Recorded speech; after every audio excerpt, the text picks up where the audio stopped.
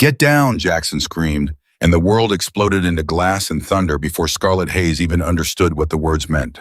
He grabbed her by the shoulders and threw his own body over hers, felt the table edge slam into his ribs, felt the heat and the noise tear through the diner like the sky itself had cracked open. And somewhere in that violence, he felt something punch into his back that didn't feel like anything he'd ever felt before. She was screaming his name. He didn't remember telling her his name. Before we go further, subscribe to the channel and stay with me until the very end and drop a comment telling me what city you're watching from tonight. I read every single one, and I want to know how far this story has traveled. Now let's go back to where it started, because Jackson Reed had no idea 20 minutes before that gunfire that his life was about to end and begin again in the same breath. The fryer had been broken since Tuesday, and Jackson Reed had learned to work around it the way he'd learned to work around most things in his life, quietly, without complaint, without anyone noticing the extra effort it cost him. He propped the door with a folded napkin so the grease wouldn't pool, wiped his hands on the apron that used to belong to his mother back when she still had the strength to stand behind a register for 8 hours straight, and glanced at the clock above the pass-through window. 10:40 in the morning, 6 more hours until his shift ended, 6 more hours until he could go home and check on her, 6 more hours of moving through Marcy's diner like a ghost that people ordered eggs from. Phoenix in July did not forgive anyone, not the asphalt, not the tourists, not the 17-year-old kid flipping pancakes in a kitchen that felt like the inside of an engine block.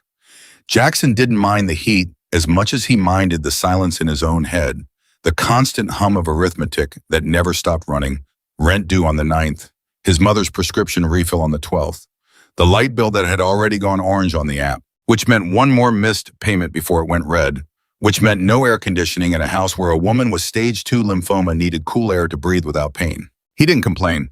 He'd stopped complaining around the time he turned 15, when complaining started to feel like a luxury item he could no longer afford. "Reed table 6 needs a refill, please," Marcy called from behind the counter. Not unkindly.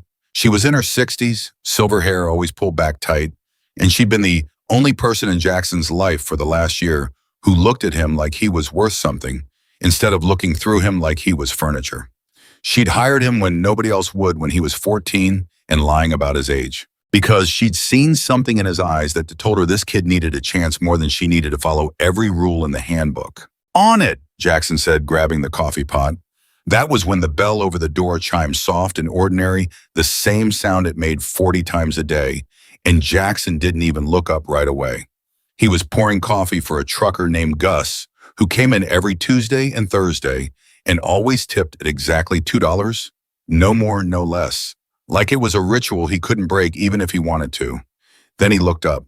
The girl who walked in was maybe his age, maybe a year older.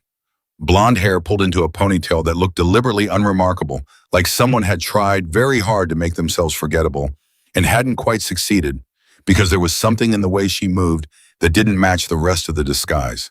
She wore a plain gray hoodie despite the heat outside jean sneakers that had seen real miles. She didn't sit at a table by the window like most people did. She walked straight to the booth in the back corner, the one with a clear line of sight to both the front door and the kitchen exit, and she sat with her back to the wall. Jackson noticed.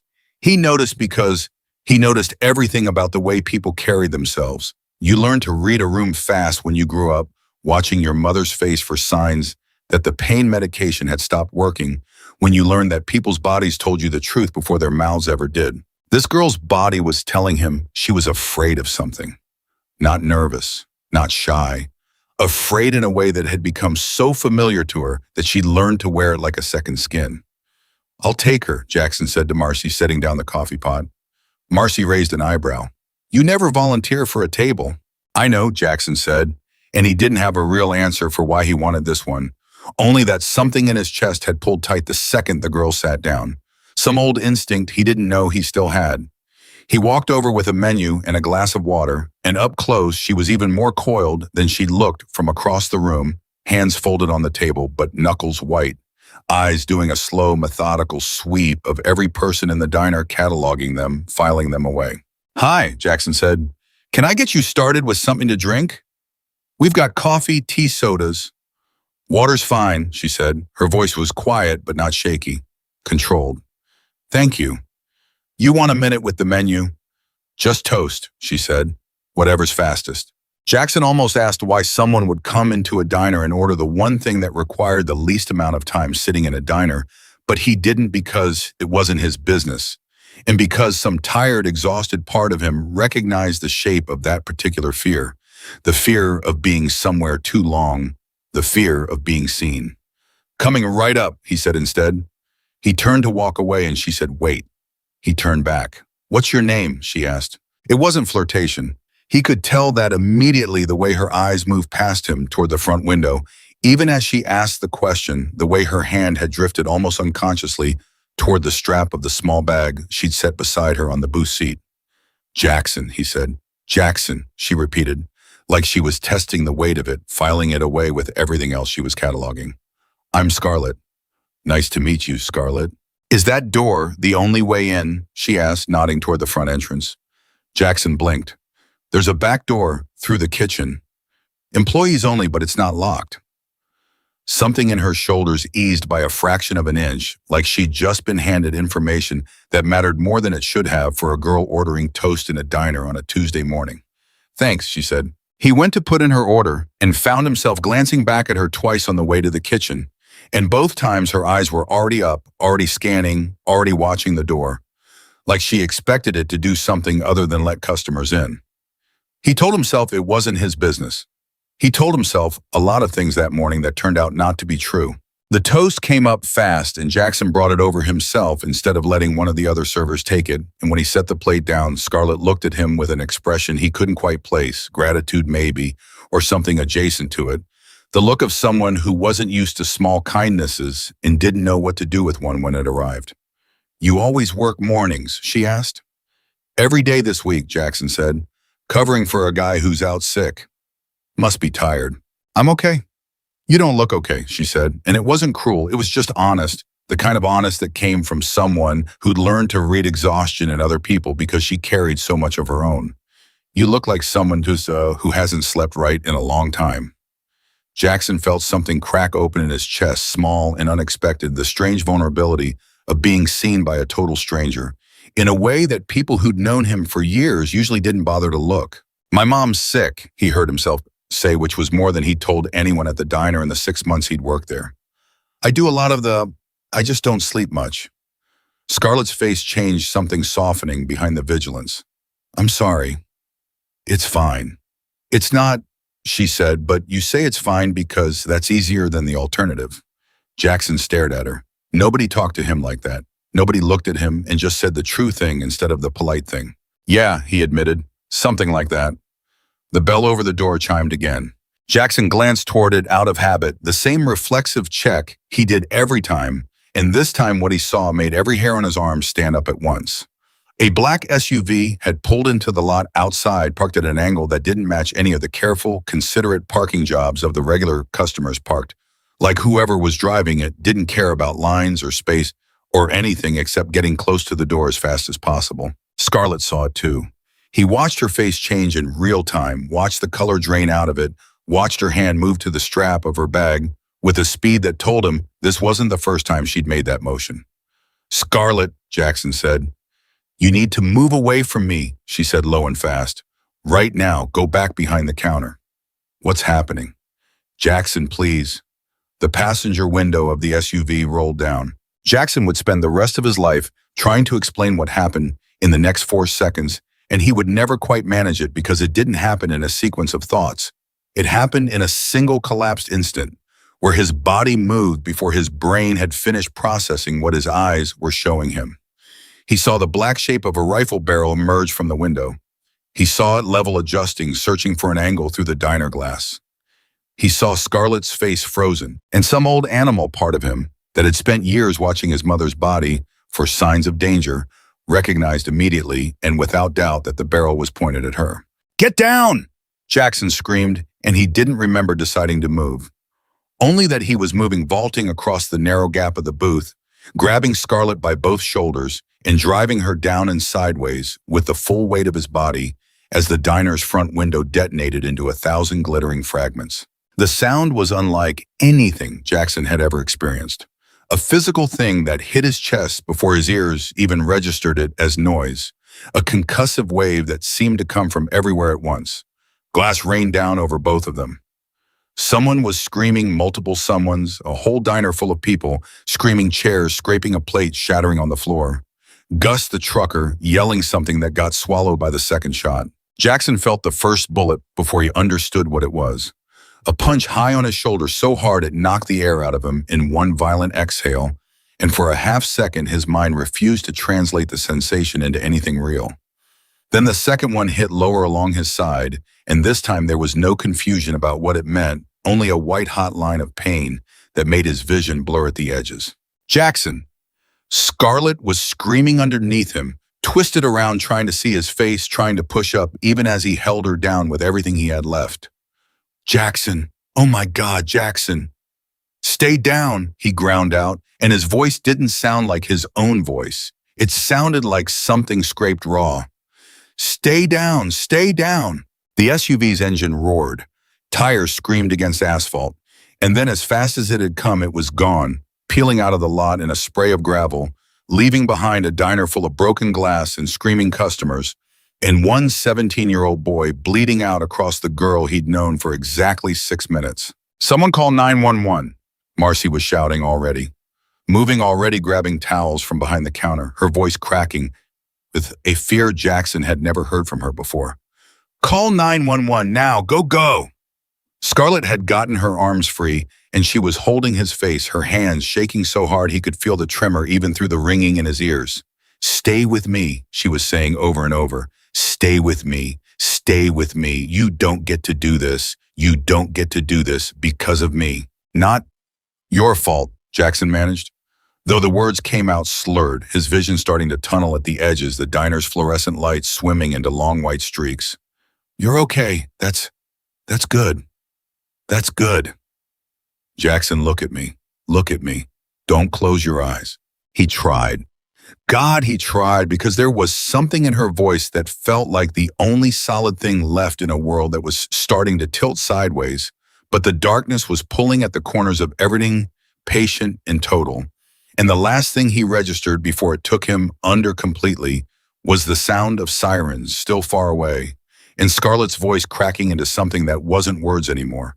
Just sound, just raw, terrified sound. And beneath his own back, the sticky, warm spread of blood, he understood with the strange, calm clarity that sometimes comes right before you black out, was his own. The first thing that came back was sound, not sirens, not screaming, a steady rhythmic beeping, close and mechanical, and underneath it the low hum of something electrical, air conditioning maybe, and underneath that voices, low, careful, deliberately quiet, the kind of quiet people used around something they were afraid of waking up too fast. Jackson's eyes opened to white ceiling tiles and a pain that lived somewhere in his shoulder and side, like a banked fire dulled but not gone, and it took him a long moment to remember why he was staring at a ceiling instead of the cracked plaster of his own bedroom. The diner, the SUV, the rifle, Scarlett. He tried to sit up, and a hand, warm, careful, pressed gently against his uninjured shoulder. Easy, a woman's voice said. You're safe. Don't move too fast. Jackson turned his head and found a nurse standing beside the bed, checking one of the monitors clipped to his finger. The room around him didn't look like any hospital room he had ever imagined. It was too clean, too spacious, too quiet, with an actual couch against one wall, and window blinds instead of a curtain. And standing near that window, arms crossed, watching him with an expression Jackson couldn't read, was a man built like a mountain someone had decided to put a leather vest on. He was maybe 50, gray beard, trimmed close gray hair, slicked straight back from a face that had clearly survived things most faces never had to survive. His arms, visible below the cut sleeves of his vest, were a solid wall of ink, old tattoos gone slightly blue-green, with age layered under newer, sharper black work. The vest itself was black leather, sleeveless. And on the back, Jackson could see, it reflected faintly in the window glass, sat a patch-white background red lettering. The shape of it immediately unmistakably recognizable, even to a kid who'd never had any reason to know what it meant. Hell's Angels. Jackson's heart rate spiked hard enough that the monitor beside him beeped in protest, where his voice came out cracked, sandpaper dry. Where am I? Where's Scarlett? Is she? She's fine, the man said.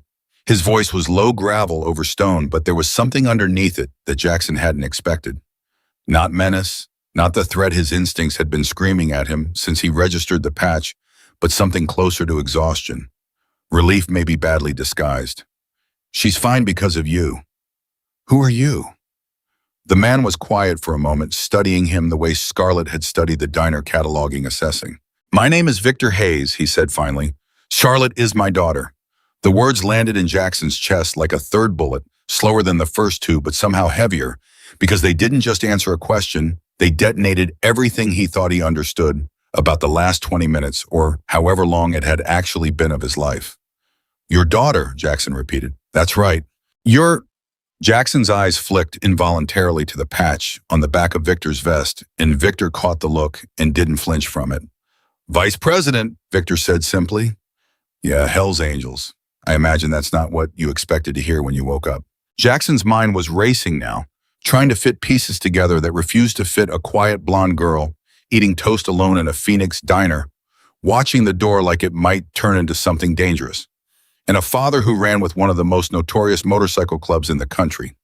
None of it made sense yet, and the not making sense of it scared him almost as much as the gunfire had. Someone shot at us, Jackson said slowly, like saying it out loud might help him understand it better. They shot at the diner, at her. I know, Victor said, and something moved behind his eyes. Something dark and controlled and furious all at once. I know exactly who did it, and I know exactly why, and I am so sorry that you got caught in the middle of something that was never supposed to touch you. Caught in the middle of what? Victor didn't answer right away. He walked closer to the bed. Instead, slow, deliberate, the way a man moves when he's carrying something heavy and doesn't want to spill it, and he pulled a chair over from against the wall and sat down close enough that Jackson could see the fine lines around his eyes, the kind that came from years of squinting into sun and worry both. How much do you remember? Victor asked. About what happened? I remember. Jackson closed his eyes and the memory came back in fragmented, violent pieces, the SUV, the rifle barrel, Scarlett's face going white, his own body moving without permission. I remember telling her to get down. I remember covering her. I remember it hurt. A lot. You took 2 rounds, Victor said. One in the shoulder, one along your ribs, glanced off, didn't hit anything vital, but another half-inch to the left, and we would not be having this conversation. Son, the doctors tell me you're going to heal clean, no permanent damage. You got lucky. Lucky, Jackson repeated, a short disbelieving laugh escaping him despite the ache it caused in his side. Yeah, sure. I mean it, Victor said, and his voice had an edge to it now. Something fierce underneath the gravel. You have no idea how lucky, because I have seen what those bullets do to people who don't have someone throwing themselves in front of them. And it is not something I would wish on anybody, let alone a 17-year-old kid who had no reason on God's green earth to make that choice. Jackson didn't have an answer for that. He hadn't thought about it as a choice, not in the moment. It had felt like the only possible thing his body could do. Where's my mom? Jackson asked suddenly, panic spiking through the fog of painkillers. Does she know? Is she okay? Does she know what happened? She's here, Victor said, and something in his tone gentled immediately, the fierceness softening into something almost paternal. She's been here since last night. She stepped out about 20 minutes ago to get coffee. She's barely left your side, son, I promise you that. She knows you're stable. She knows the doctors say you're going to be okay. Relief hit Jackson so hard and so fast that his eyes stung, and he had to look away toward the ceiling for a second to keep from embarrassing himself in front of a man he'd known for exactly 4 minutes. She has cancer, Jackson said quietly, not sure why he was telling this stranger, except that the words seemed important to say out loud to make sure someone understood what was at stake if anything happened to him. Lymphoma, stage 2. I'm the only one who I know, Victor said. Jackson's head snapped back toward him. You know, I had my people look into everything last night, Victor said, and there was no apology in it, only a flat honesty that Jackson found strangely easier to trust than if he tried to soften it. Your mother's medical situation, your financial situation, your work schedule. I needed to understand exactly who you were because a boy just took 2 bullets for protecting my daughter, and I was not about to let that boy walk out of my life without understanding what he needed and what I owe him. You don't owe me anything, Jackson said, Automatically, the old reflex of a kid who'd learned never to expect help from anyone kicking in before he could stop it. Victor's expression shifted, something almost like a smile ghosting at the corner of his mouth, though there was no humor in it. Son, in my world, that is exactly backwards. You don't understand yet what you did. You will. But right now, what matters is that you're safe, your mother's safe, and Scarlett is safe, and I intend to keep it that way, whatever that takes. Why was someone shooting at her? Jackson asked the question he'd been circling since he woke up, the one that mattered more than any of the others. Who were they? Why would anyone want to hurt her? Victor was quiet for a long moment, and Jackson watched him weigh something behind his eyes. Some calculation about how much truth a 17-year-old diner cook deserved to hear. There's an organization, Victor said finally, calls themselves the Reapers. Started as a rival club maybe 15 years back, but they're not a motorcycle club anymore. Not really. Not in any sense that matters. They're a criminal network. Drugs, weapons, and worse, moving product, and people across the border using the old club structure as cover for something a lot uglier than anything I've ever been part of. Worse than drugs and weapons? Jackson asked, though some cold, sick part of him already suspected the answer. Trafficking, Victor said, and the word came out low and hard, like it cost him something to say it. Human trafficking. Women mostly. Some kids. Jackson felt his stomach turn over. For the last 3 years, Victor continued, my club has been working with federal agencies to help dismantle that operation. Quietly, carefully, because when you go after people like that directly and publicly, they disappear, they scatter, they rebuild somewhere else, and the cycle starts all over again with new victims. So we've been building a case, gathering evidence, working sources inside their operation. And somewhere in the last 6 months, they figured out that the daughter of the man leading that effort was the softest, most valuable target they could find. Scarlett, Jackson breathed. Scarlett, Victor confirmed, and for the first time since Jackson had woken up, the big man's composure cracked just slightly, just enough to show the raw fear underneath it. She's been running for months. Different schools, different neighborhoods. I thought I had her hidden well enough. I was wrong. And yesterday she went to get breakfast at a diner 3 miles from the safe house because she wanted, God help her, 1 hour of feeling like a normal kid, and it nearly got her killed. The pieces clicked together in Jackson's mind, now painful and clear, the way Scarlett had scanned the diner, cataloging exits, watching the door like a threat might walk through at any second. The way she'd asked about the back exit before she'd even ordered her food. It hadn't been paranoia. It had been survival drilled into a girl who'd spent months of her life treating every public space like a potential kill zone. She's been living like that, Jackson said slowly, this whole time. Every single day, Victor said. Every diner, every school hallway, every walk to her car. You don't know what that does to a kid having to think that way all the time.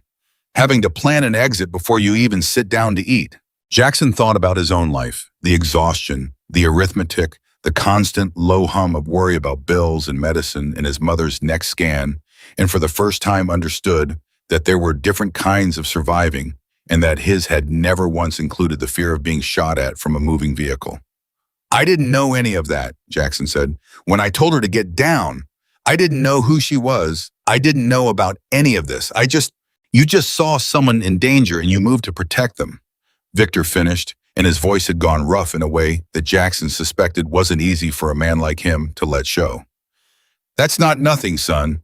In my life and the world I've lived in for 30 years, that is the rarest thing there is. People who act on instinct to protect a stranger with nothing to gain and everything to lose. I have known grown men who wear the same patch who wouldn't have done what you did. The door to the room opened, and Jackson turned his head to see Scarlett standing in the doorway, still in the same gray hoodie from the diner, though now it was stained with dried, rust-brown patches that Jackson realized with a lurch was his own blood. Jackson, she said, and her voice broke on the second syllable, and then she was crossing the room fast, and Victor stood and stepped back to give her space, and Scarlett grabbed Jackson's uninjured hand in both of hers like she was afraid he might disappear if she let go. Hey, Jackson managed. You're okay. I'm okay because you're an idiot, Scarlett had said, half laughing, half crying, tears spilling over, even as a real smile broke through. Who does that? Who just throws themselves in front of gunfire for someone they met 6 minutes ago? You look like you needed it. Jackson said, and it startled a real laugh out of her wet and disbelieving. You could have died, she said more seriously now. You almost did die. I watched you go pale on that floor. I watched your eyes roll back. I thought, her voice cracked entirely and she stopped pressing his hand harder between hers. I'm still here, Jackson said quietly. Yeah, she said. Yeah, you are. Victor watched the two of them for a long moment, something complicated moving across his weathered face, and then he cleared his throat. There's something else you need to understand, Jackson, Victor said, and both Jackson and Scarlett looked up at him.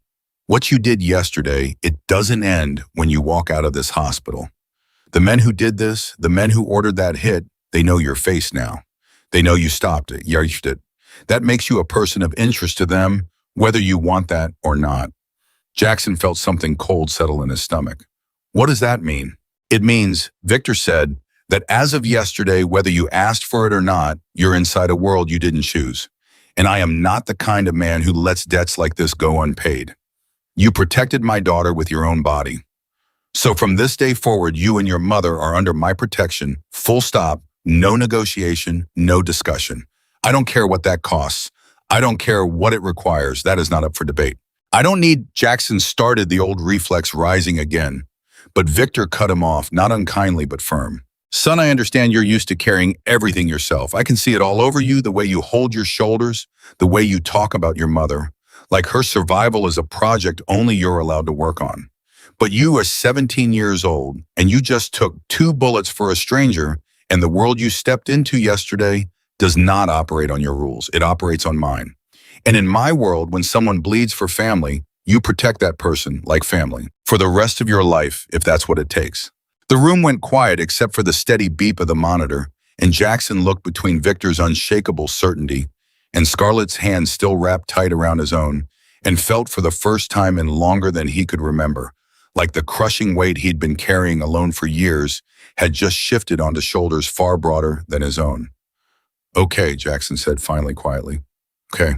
Okay, Victor repeated, and something in his face eased like a decision had been confirmed that mattered more than Jackson yet understood. The door opened again, softer this time, and Jackson's mother stepped in, a coffee cup trembling slightly in her thin hand, her eyes finding her son's face and filling instantly with tears.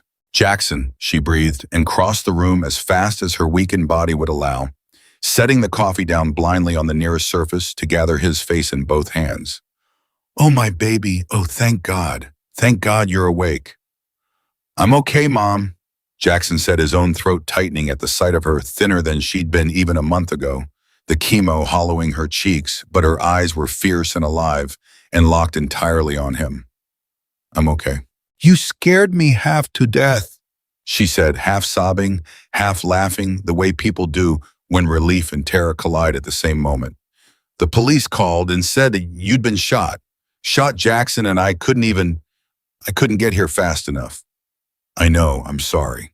Don't you dare apologize for saving someone's life, she said fiercely, pulling back to look at him properly, her thumb brushing gently along his cheek the way she used to when he was small and scared of thunderstorms. Don't you dare. I raised you better than that. I raised you to be exactly the kind of person who does what you did, even if it terrifies me to my core. Victor watched this exchange with an expression Jackson couldn't quite read, something wistful and heavy all at once, and when Jackson's mother finally noticed the massive tattooed leather-clad man standing near the window, she straightened slightly, some old protective instinct rising even through her exhaustion. I'm sorry, she said. Who are you? Victor Hayes, ma'am, Victor said, and stepped forward, extending a hand that looked like it could crush stone, but that he offered with surprising gentleness. My daughter is the young woman your son protected yesterday. I owe him a debt I don't know how to repay, and I intend to spend whatever time it takes trying. Jackson's mother looked at the offered hand, then at Victor's face, then briefly at the patch on the back of his vest, and something passed behind her tired eyes. Not fear exactly, but a kind of careful reassessment. I've heard of your club, she said slowly. I imagine you have, Victor said, not flinching from it. And I imagine most of what you've heard isn't flattering. I won't pretend some of it isn't earned. But I want you to know that whatever else is true about the life I've lived, I do not let debts like this one go unpaid, And your son will never again have to worry about medical bills, about rent, about anything that stands between him and taking care of you the way he clearly already tries to. Jackson's mother's composure cracked entirely, then tears spilling freely, and she took Victor's hand in both of hers the way Scarlett had taken Jackson's. "Thank you," she whispered. "Thank you."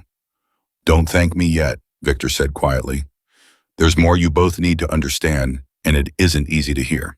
Jackson felt Scarlett's hand tighten around his, and he looked at her, and she looked back at him with an expression that carried the weight of everything she hadn't said yet, everything about a life spent running that he was only just beginning to understand. "What is it?" Jackson asked. Victor moved to the window, looking out at whatever lay beyond it. Jackson couldn't tell from the bed, but he imagined a parking lot full of black SUVs and men in leather vests, standing careful, quiet watch. "The men who shot up that diner," Victor said, his back still turned, his voice heavy with something that sounded almost like grief. "Didn't act alone. Someone told them where to find her. Someone knew Scarlett's routine, her schedule, which diner she liked, which mornings she went. That kind of information doesn't come from outside surveillance. That comes from inside." The room went very still. "Inside what?" Jackson asked, though some cold, sinking part of him already suspected the answer, before Victor turned back around, his face grim and certain in a way that made Jackson's skin prickle. "Inside my own house," Victor said. "Somebody close to me sold out my daughter. And until I find out who, none of us, not Scarlett, not you, not your mother, are safe, not for one single day." Scarlett's hand had gone rigid in Jackson's, and when he looked at her, the fear in her eyes wasn't the fear of a girl who just survived a shooting. It was the fear of a girl who understood, with a clarity that made Jackson's chest ache, that the person hunting her might be someone she'd trusted her whole life. Victor's words hung in the room like smoke that wouldn't clear, and Jackson felt Scarlett's hand tremble inside his own. "Someone close to you," Jackson repeated slowly. "You mean someone in the club?" "I mean someone who has access to information that only a handful of people are trusted with," Victor said, turning fully from the window, now his face carved into hard lines. "Scarlett's schedule, her safe house rotations, the diner she liked. That information doesn't leak by accident, and it doesn't leak to outsiders. It leaks because someone on the inside decided a payday was worth more than loyalty." "Dad," Scarlett said quietly, and there was a plea buried in the word, like she wanted him to take it back, to tell her she'd misunderstood. "I know," Victor said, gentler now, crossing the room to put a heavy hand on her shoulder. "I know how it sounds. I don't want it to be true either. But I've run this life for 30 years, and I know what a leak feels like before I even have a name to put on it. This has that feel." Jackson's mother had gone quiet beside the bed, her hand still resting protectively on Jackson's arm, and Jackson could see the calculation happening behind her tired eyes, the same calculation every parent makes when danger stops being abstract and starts having a shape. "What happens now?" she asked. "What happens to my son?" "Your son goes home when the doctors clear him," Victor said, "and he goes home with protection, round the clock whether he wants it or not, at least until we understand the scope of this. I know that's not a conversation either of you asked to have, and I know it changes your lives in ways you didn't sign up for. But I will not apologize for it, because the alternative is a world where I let 2 more innocent people walk around exposed. And I have already failed to protect enough people in this life." Jackson watched something move behind Victor's eyes when he said that last part, something old and heavy, that clearly wasn't only about the last 24 hours, but he didn't ask. There was already too much to absorb. "I have work," Jackson said, instead, some stubborn, practical part of him surfacing even through the exhaustion and the pain. "I have a job. Marcy needs me. My mom needs her medication picked up on Thursdays. I do the—" "Jackson," his mother's voice was soft but firm. "Let the man finish." Victor almost smiled at that, a small flicker of something warm cutting through the grimness. "Your job will be there. Marcy already knows you're alive and recovering.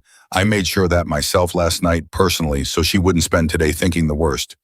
Your mother's medication will be handled, her appointments, all of it. I have people who can manage logistics like that without anyone breaking a sweat.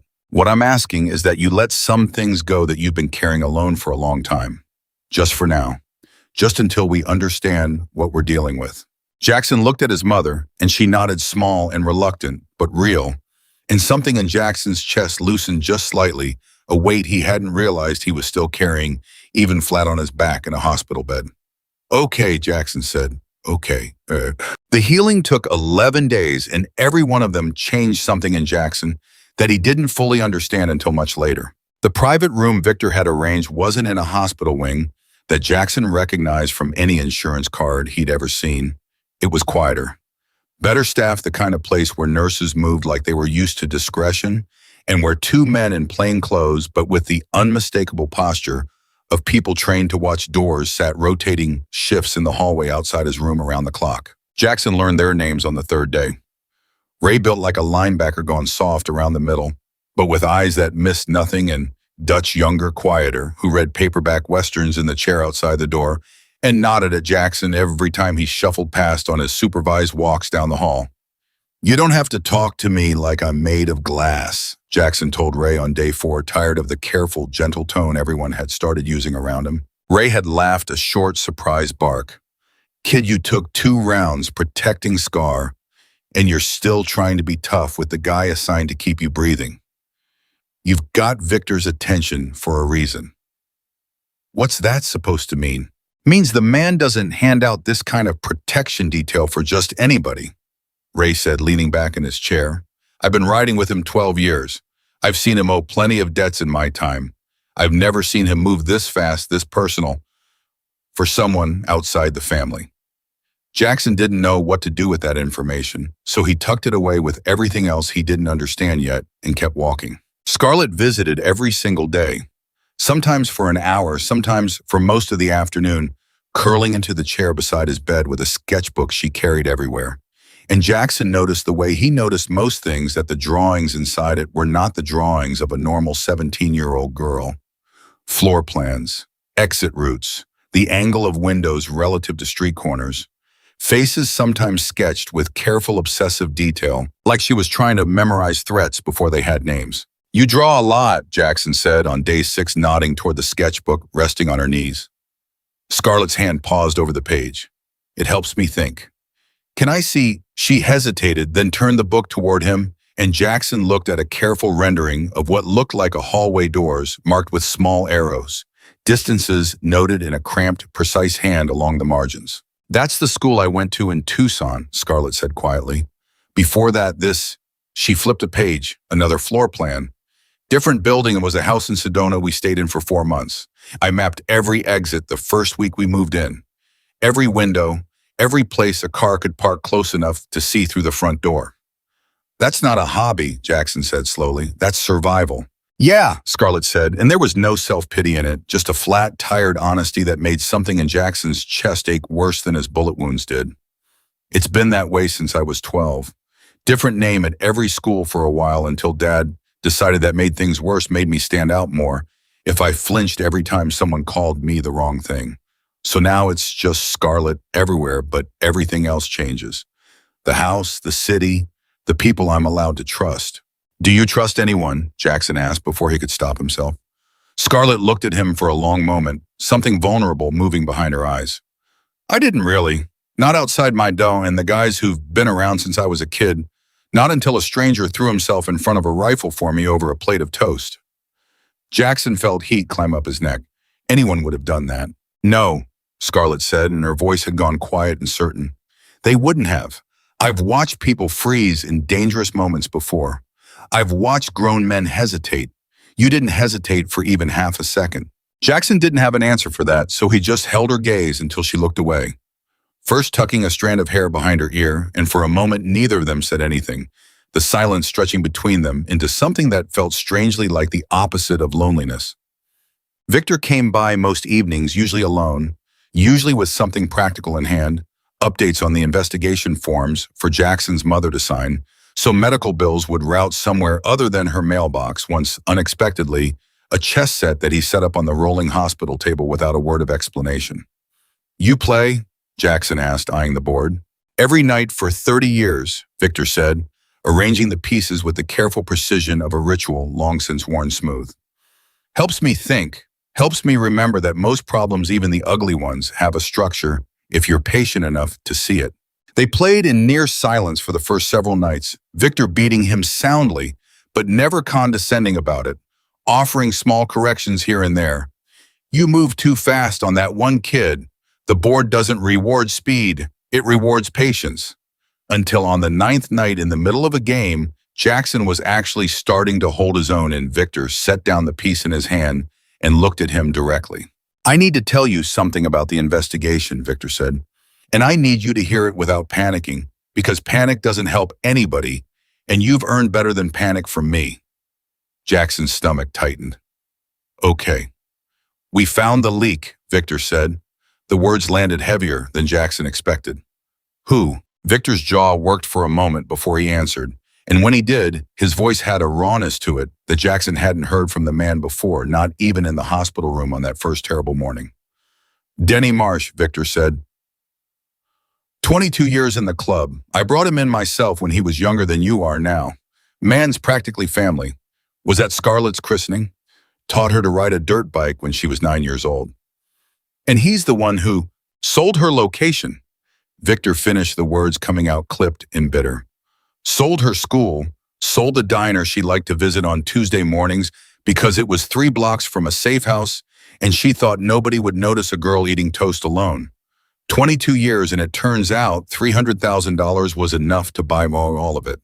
How did you find out? Financial trail, Victor said. Once we suspected an inside leak, my people started quietly tracing money. Denny's been drowning in debt for years, gambling, mostly the kind that doesn't stop just because a man tells himself it will. 3 weeks ago, a payment landed in an account we didn't know he had. Offshore. Untraceable to most people, but not to the people I employ. Jackson felt something cold crawl up his spine. Is he close to her right now? No, Victor said flatly. He's been removed from anything involving Scarlett's security since the moment we confirmed it. He doesn't know we know yet. We're letting him think he's still trusted, still useful, because right now that gives us more leverage than confronting him directly would. That seems dangerous, Jackson said, keeping him close. It is dangerous, Victor agreed. Everything about this is dangerous. But if we move too fast, we lose the chance to trace exactly how deep the Reaper's access goes. And if his handlers realize we're onto him, they'll cut him loose and disappear before we can use what he knows against them. So for now, we watch, we wait, and we make sure nothing that actually matters passes through him again. Jackson looked down at the chessboard between them at the careful arrangement of pieces and understood with a clarity that unsettled him that Victor's whole life operated like this, patient, calculated, willing to sit with danger close by, because moving too fast costs more than moving carefully. There's something else, Victor said, and Jackson looked up to see an expression on the older man's face that he hadn't seen before, something almost like reluctance. What? The man running the Reaper's strategy on this, Victor said. Name's Kane Mercer. He's not the club's president, not officially, but he's the mind behind most of what they do. The one who plans the operations, moves the money, decides who lives and who becomes a problem to solve. And 2 days ago, one of my contacts inside a parallel investigation flagged something that concerns me. What's that? He's been asking about you, Victor said. The chess piece Jackson had been about to move slipped from his fingers and clattered onto the board. Me, you, Victor confirmed. Your name, your school, where you live, where your mother gets her treatment. Someone inside the Reapers is building a file on Jackson Reed, and that someone is not doing it out of curiosity. Jackson's mouth had gone dry. Why would he care about me? I'm nobody. I'm a diner cook who got in the way. You're not nobody to them anymore, Victor said, his voice low and hard. You're the boy who ruined a hit. You're the reason my daughter is alive, and their operation is still exposed to federal attention instead of quietly cleaned up. That makes you a variable, and men like Kane Mercer don't like variables. They study them, they find the weak points, and then they use them. You mean my mom, Jackson said, the realization hitting him like another bullet, slower this time but somehow more terrifying. You mean he'd go after my mom? I mean, Victor said carefully, that I am not going to let that happen. But I need you to understand the shape of what we're dealing with, because pretending it's smaller than it is won't protect either of you. It'll get you killed. Jackson sat with it for a long moment, the hospital room suddenly feeling very small, very exposed, despite the men outside the door, despite the quiet, careful protection Victor had wrapped around him like a coat that didn't quite fit yet. What do I do? Jackson asked finally. For now, Victor said, you heal, you let my people do their job, and you trust that I did not offer you and your mother my protection lightly. I don't make promises I can't keep, son. Not anymore. Not after everything this life has already cost me. There was something underneath those last words that Jackson didn't understand yet. Some old grief that Victor carried close and didn't share, but he filed it away the way he'd been filing away every piece of this strange new world since the moment the SUV pulled up outside Marcy's diner. Jackson was discharged on the 12th day, his shoulders still stiff, his ribs still tender enough to make him wince when he laughed too hard, and the world outside the hospital doors felt different than it had before, brighter somehow, and more dangerous at the same time, like his eyes had been recalibrated to see threats he'd never noticed before. The house he came home to wasn't the house he'd left. There were men stationed at the end of the street now, two of them rotating in unmarked cars that Jackson clocked within the first 10 minutes of pulling into the driveway, and inside the house itself small changes had been made, without asking a new security system, with a keypad by the front door, reinforced locks, a camera mounted discreetly under the eave that Jackson noticed only because he was looking for it. They did all this while I was in the hospital, Jackson asked his mother, standing in the doorway of a house that suddenly felt like a fortress dressed up as a home. Victor's men came by 3 times, his mother said, moving slowly toward the kitchen, still weak from her latest treatment, but steadier on her feet than Jackson had seen her in weeks. Very polite, very quiet, didn't touch anything of ours, just added what they thought we needed. Are you okay with all this? Jackson asked. The cameras, the men outside. His mother turned to look at him, and there was something fierce and unshakable in her tired eyes. Jackson, 3 weeks ago, I was terrified every single day that something would happen to you on your walk home from a job that barely paid enough to keep our lights on, and there was nothing I could do about it because I was too sick to work and too proud to ask for help. Now there are men outside making sure nobody hurts my son again. I am more than okay with it. I am grateful.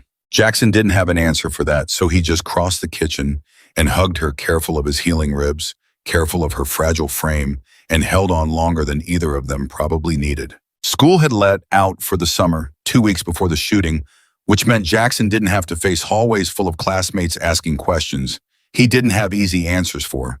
But it also meant he had nothing but empty days stretching ahead of him, days that used to be filled with diner shifts and worry about money, and now felt strange and directionless, shadowed by an unfamiliar kind of fear. He tried to go back to some version of normal on the 3rd day home.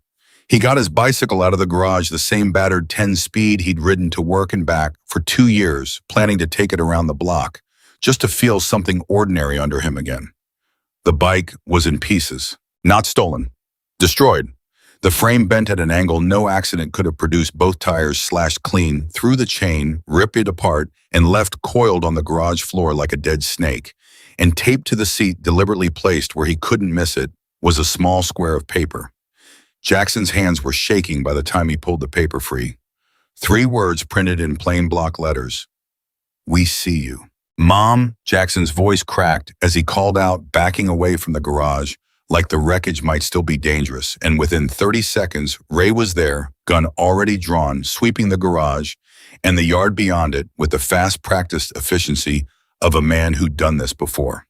Clear, Ray called after a tense minute, holstering the weapon but not relaxing, not fully.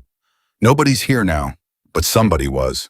Jackson's mother appeared in the doorway, one hand braced against the frame, her face going pale as she took in the destroyed bicycle. Oh my God! They got past the perimeter, Ray said, already talking into a radio clipped to his collar, low and urgent. Need eyes on the whole block now and get Victor on the line. Jackson stood frozen, staring at the note in his hand, the paper trembling, with the shake he couldn't quite control. We see you. 3 words that had taken a message that had felt abstract in a hospital room and made it suddenly viscerally real. Victor arrived 20 minutes later, and Jackson had never seen the man's face carry quite the expression it carried now, walking into the garage and looking at the destroyed bicycle with an intensity that made the air around him feel charged, dangerous. They wanted you to know they could get close, Victor said, crouching to examine the wreckage without touching it, letting 2 of his men who'd arrived with him photograph everything methodically. This isn't about the bicycle, this is a message. They're telling you they can reach you whenever they want, and there's nothing you can do to stop it. How did they get past your men? Jackson's mother demanded, fear sharpening her voice into something Jackson rarely heard from her. That Victor said, grimly standing back up, is exactly what I intend to find out. And I promise you, whoever let this happen will answer for it.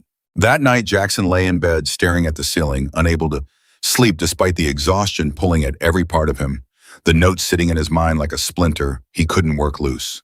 Somewhere out there, men who wanted to hurt him, who had already tried to kill Scarlett and nearly succeeded in killing him too, knew exactly where he lived, knew when his mother left for treatment, knew enough about his daily life to destroy his bicycle in broad daylight without a single person noticing until it was already done. His phone buzzed on the nightstand. "Scarlett, you awake?" "Yeah," he typed back. "Can't sleep, me neither." "I heard about the bike. I'm so sorry, Jackson." "Not your fault." It is, though, she wrote, and Jackson could feel the guilt radiating off the words even through a screen. "Everyone who gets close to me gets hurt. My mom died when I was 11. Did you know that car accident? That wasn't really an accident, though. Nobody could ever prove it. And now you..." Jackson sat up in bed, his thumb hovering over the screen for a long moment before he typed his response. "I chose this. Nobody made me get down that day. I'd do it again." There was a long pause before her reply came through. Why Jackson thought about it seriously, thought about the years of exhaustion, the years of being invisible, of moving through the world like nobody's choices ever mattered less than his own, and he typed the truest thing he could find. Because for the first time in a long time, something mattered enough to move fast for. You mattered enough. Another long pause. Then I've never had anyone say something like that to me before. Well, Jackson wrote, "Get used to it. I'm not going anywhere." The threats didn't stop with the bicycle. 4 days later, Jackson's mother received a text message from an unknown number. No words attached, just a photograph, grainy, clearly taken with a long lens from some distance, showing her walking out of the oncology clinic on a Tuesday afternoon, her thin frame unmistakable, even through the poor image quality. She showed it to Jackson with hands that wouldn't stop shaking, and Jackson felt something in his chest go cold and hard in a way it never had before, some protective fury he didn't fully recognize in himself. "They photographed you at the clinic," Jackson said, staring at the image like he could burn it out of existence through sheer force of will. "They know your treatment schedule." "Jackson, I'm scared," his mother admitted, and it broke something in him to hear her say it plainly without the usual armor of forced calm she wore for his sake. "Not for myself, for you. What if next time it's not just a photo?" Victor arrived within the hour, and this time his fury was less contained, radiating off him in a way that made even his own men give him a wider berth than usual. "This ends now," Victor said, pacing the length of Jackson's living room like a caged animal.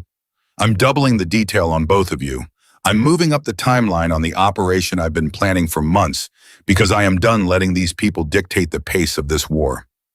"What operation?" Jackson asked. Victor stopped pacing and looked at him, something calculating moving behind his eyes.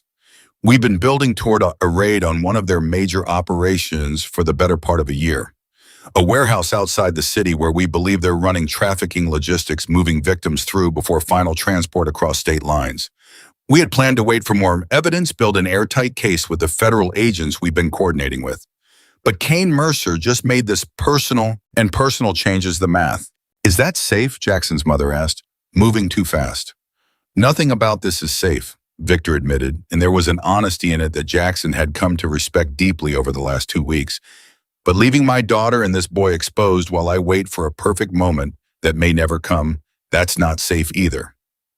Sometimes you have to choose which danger you can live with." 2 nights later, a final message arrived, this one delivered the same way as the first, taped to the front door. In the dead of night, discovered by Dutch during his 4 a.m. patrol, the block letters even more chilling for their plain, unhurried threat. "Walk away, or next time it won't be a warning."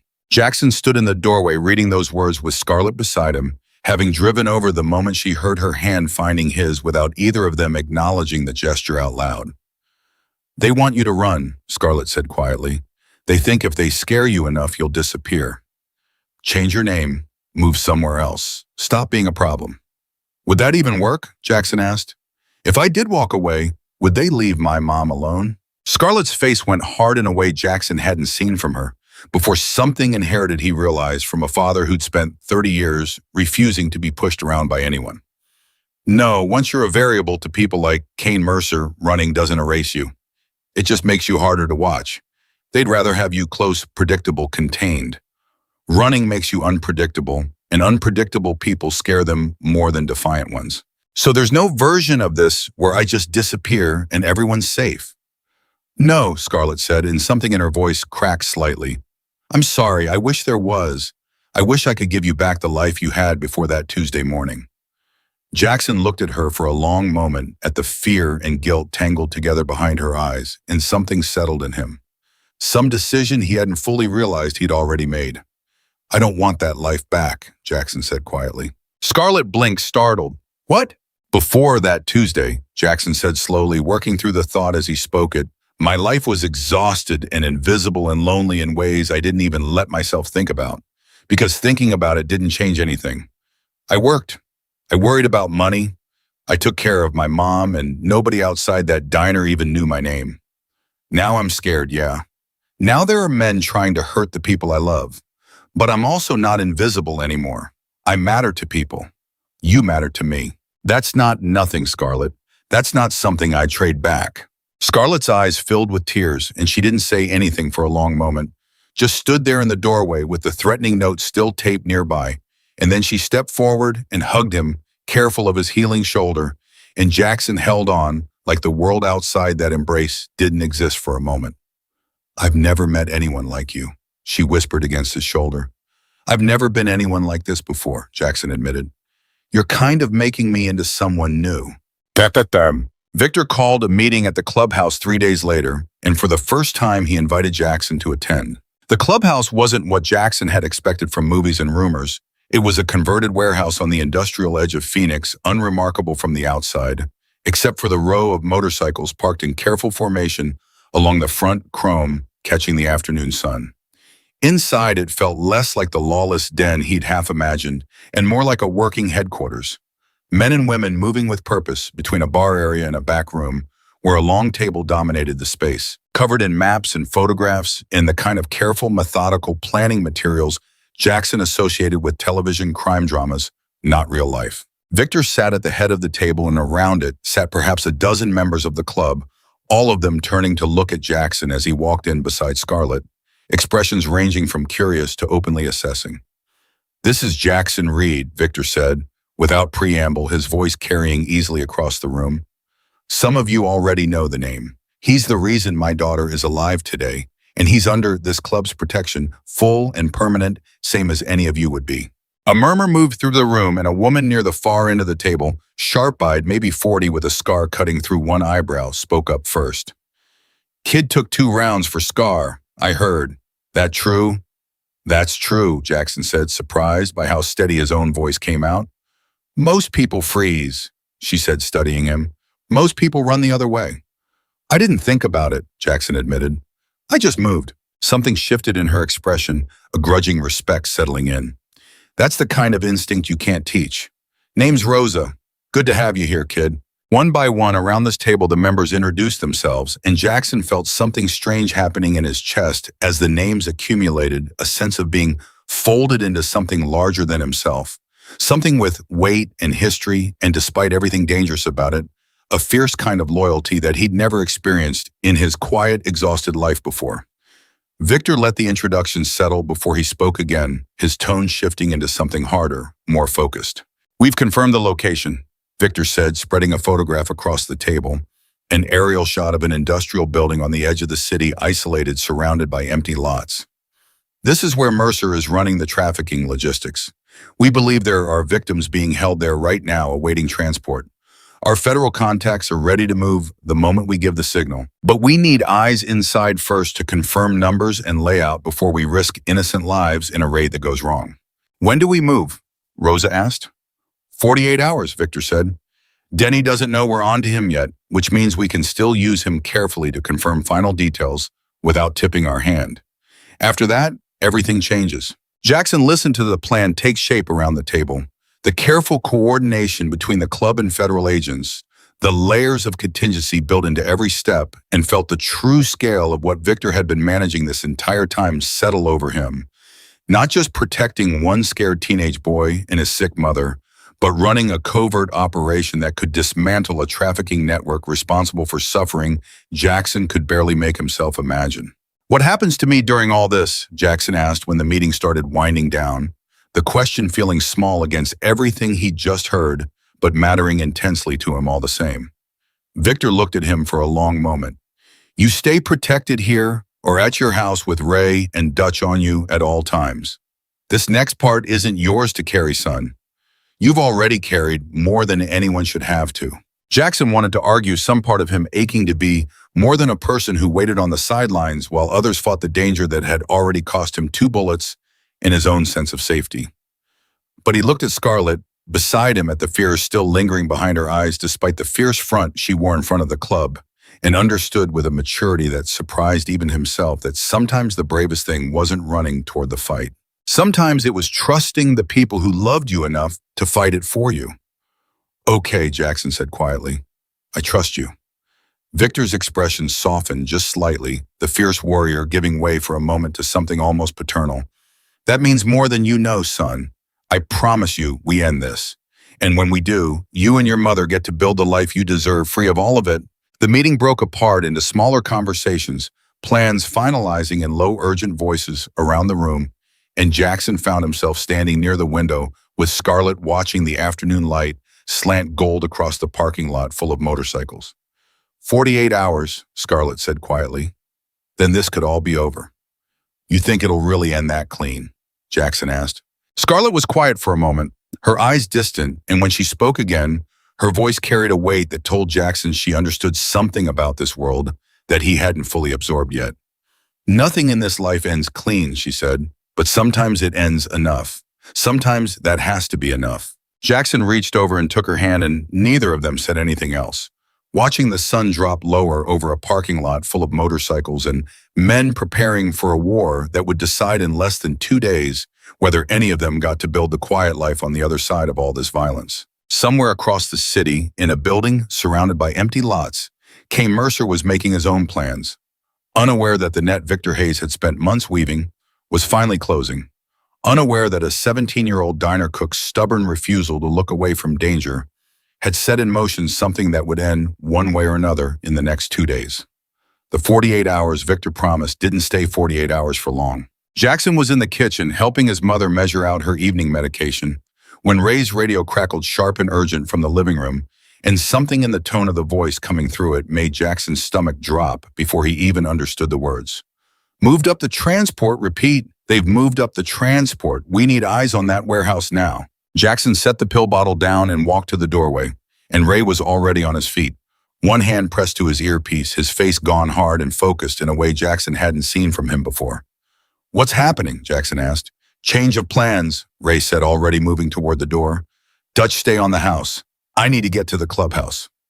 Ray, what's happening? Jackson pressed, following him to the door, despite his mother's hand catching at his sleeve. Ray paused, hand on the doorknob, and looked back at him with an expression that tried and failed to hide the urgency underneath it. Mercer's people are moving their operation faster than we expected. Victor thinks Denny tipped them off that we're getting close, even without directly confirming it. If they move the victims before we're ready, we lose them maybe for good. Victor's pulling the timeline in tonight. Tonight, Jackson's mother said, her voice sharp with alarm. That's not what we agreed to. Ma'am, I know, Ray said, already halfway out the door. But this isn't the kind of war where the other side waits politely for us to be ready. I'll have someone here within the hour to relieve Dutch so he's not running solo. Lock everything up. Don't answer the door for anyone you don't recognize. The door shut behind him and the house went quiet in a way that felt heavier than silence usually did, charged with the kind of dread that made every small sound seem enormous. The hum of the refrigerator, the tick of the clock on the wall, Jackson's own heartbeat pounding loud in his ears. His phone buzzed. Scarlett, have you heard? They're moving tonight. Ray just told me. Are you okay? I'm scared, Jackson.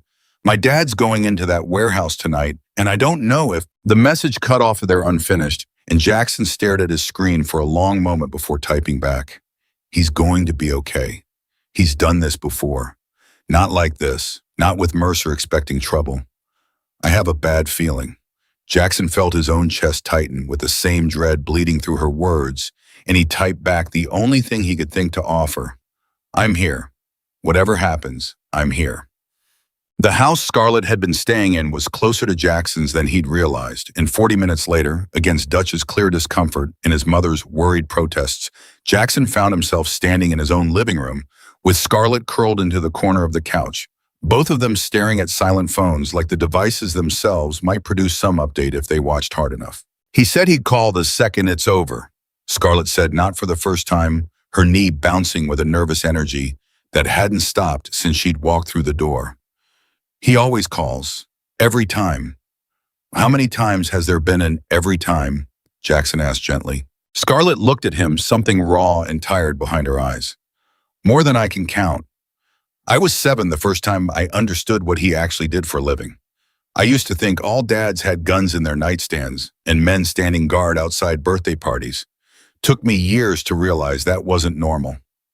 That sounds lonely, Jackson said.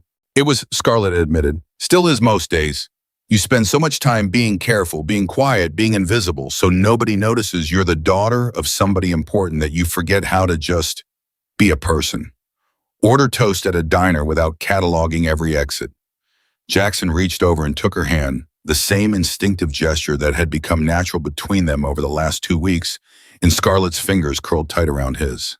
When this is over, Jackson said quietly, maybe you get to just be a person. Maybe we both do. Scarlett's eyes filled and she opened her mouth to respond, but her phone buzzed hard against the coffee table, vibrating loud enough that both of them jumped. She snatched it up, hands shaking, and Jackson watched her face as she read the message, watched relief flood through her all at once, her shoulders dropping, a sound escaping her that was half sob, half laugh. They're in, she breathed. They're inside the warehouse. It's happening right now. 2 miles away in a warehouse that had spent the last 18 months moving human beings like cargo through Phoenix's industrial edges. Victor Hayes crouched behind a stack of shipping containers with 14 men behind him, waiting for the signal that would either end this war or drag it into something worse. Confirm positions, Victor murmured into his radio low enough that the sound wouldn't carry. North entrance secure, came Rosa's voice steady despite the tension threading through it. East loading dock secure, came another voice, one of the newer members Victor had brought in specifically for tonight's operation. Federal team's 20 minutes out, Victor said. We hold position until they're in place. Nobody moves without my signal. The waiting was always the worst part Victor had learned across 3 decades of nights like this one. The stretched, aching silence before violence, every sound magnified every shadow. Suspect. He thought of Jackson back home with Scarlett. 2 kids who should have been worrying about summer jobs and first dates, instead of warehouses full of trafficked victims, and something hardened in his chest. Some old fury that had never fully cooled since the day years ago. That this life had first taken something precious from him and taught him exactly what he was capable of doing about it. A door slammed somewhere inside the warehouse, and every man behind Victor tensed at once. Movement, came a whispered report through the radio. 2 men east side moving fast. Hold, Victor said. Hold position. The 2 men emerged into the loading dock area, weapons visible, moving with the careless confidence of people who didn't yet know their perimeter had already been compromised, and Victor watched them through the gap in the shipping containers with the patient, controlled focus that had kept him alive through situations far more dangerous than this one. They're checking the transport truck, Rosa's voice reported. Looks like they're prepping to move product. Product. The word still turned Victor's stomach after all these years. The casual, dehumanizing language men like Mercer used for human beings. They'd reduced to cargo, and he thought again of the 11 names on the list his federal contacts had compiled. 11 people believed to be held somewhere inside this building, waiting for a transport that would take them somewhere far worse than wherever they already were. Federal teams 5 minutes out, came the update through Victor's earpiece. Then cutting through everything, a new voice, tinny and urgent. Boss, we've got a problem. Truck's loading now. If we wait for the feds, they're gone before backup arrives. Victor's jaw tightened. Every instinct honed over 30 years screamed at him that moving early was reckless, that the entire operation depended on federal coordination to secure evidence and process victims properly, that acting alone risked everything he'd built toward for the better part of a year. But 11 people were about to disappear into a truck bound for somewhere Victor didn't want to imagine. We move, Victor said, and the decision landed heavy and final in his chest. Now, before that truck leaves the lot. Back in Jackson's living room, the wait had stretched into something unbearable. Both of them watching the clock crawl forward with an agony that made every minute feel like an hour. He said 20 minutes for the federal team, Scarlett said, checking her phone for the fifth time in as many minutes. That was almost 30 minutes ago. Maybe there's just nothing to report yet, Jackson offered, though his own gut had started twisting with unease that mirrored hers. Then Scarlett's phone rang, an actual call this time instead of a text, and her whole body went rigid at the sound. "It's Rosa," she said, staring at the screen. "Why would Rosa call instead of Dad?" She answered with hands that were visibly shaking, and Jackson watched her face during the 30 seconds that followed, watched the color drain out of it in a way that made his own heart stop cold. "What happened?" Scarlett's voice cracked. "Is he Rosa? Is he okay?" Jackson moved to her side, instantly close enough to hear the tinny urgent sound of Rosa's voice on the other end, but not clear enough to make out the words, and he watched Scarlett's free hand press hard against her mouth, her eyes filling with tears that hadn't fallen yet. "Okay, bye," Scarlett said finally, her voice trembling. "Okay, thank you. Please, please, call the second you know more." She lowered the phone slowly, and Jackson gripped her shoulders, forcing her to look at him. "Scarlett, what happened?" "They moved early," Scarlett said, her voice barely above a whisper. "The truck was leaving. Dad decided they couldn't wait for the federal team, so they went in alone. There was a firefight. Rosa says..." Her voice broke entirely. "Rosa says my dad got hit." The floor seemed to tilt beneath Jackson's feet. "Hit how bad?" "She doesn't know yet," Scarlett said, tears finally spilling over, her whole body starting to shake. "She said he's still breathing. They're getting him to a medic on site, but she doesn't know how bad it is. She doesn't, Jackson. What if he doesn't?" "Hey." Jackson pulled her into his chest, feeling her whole body tremble against him, feeling the terrible familiar echo of his own fear from 3 weeks ago, waking up in a hospital bed not knowing if he'd survive the night. "Hey, listen to me. He's a fighter. You've told me that yourself a dozen times. He's survived things worse than this."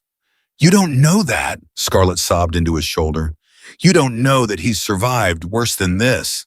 Jackson didn't have an answer for that because she was right, he didn't know.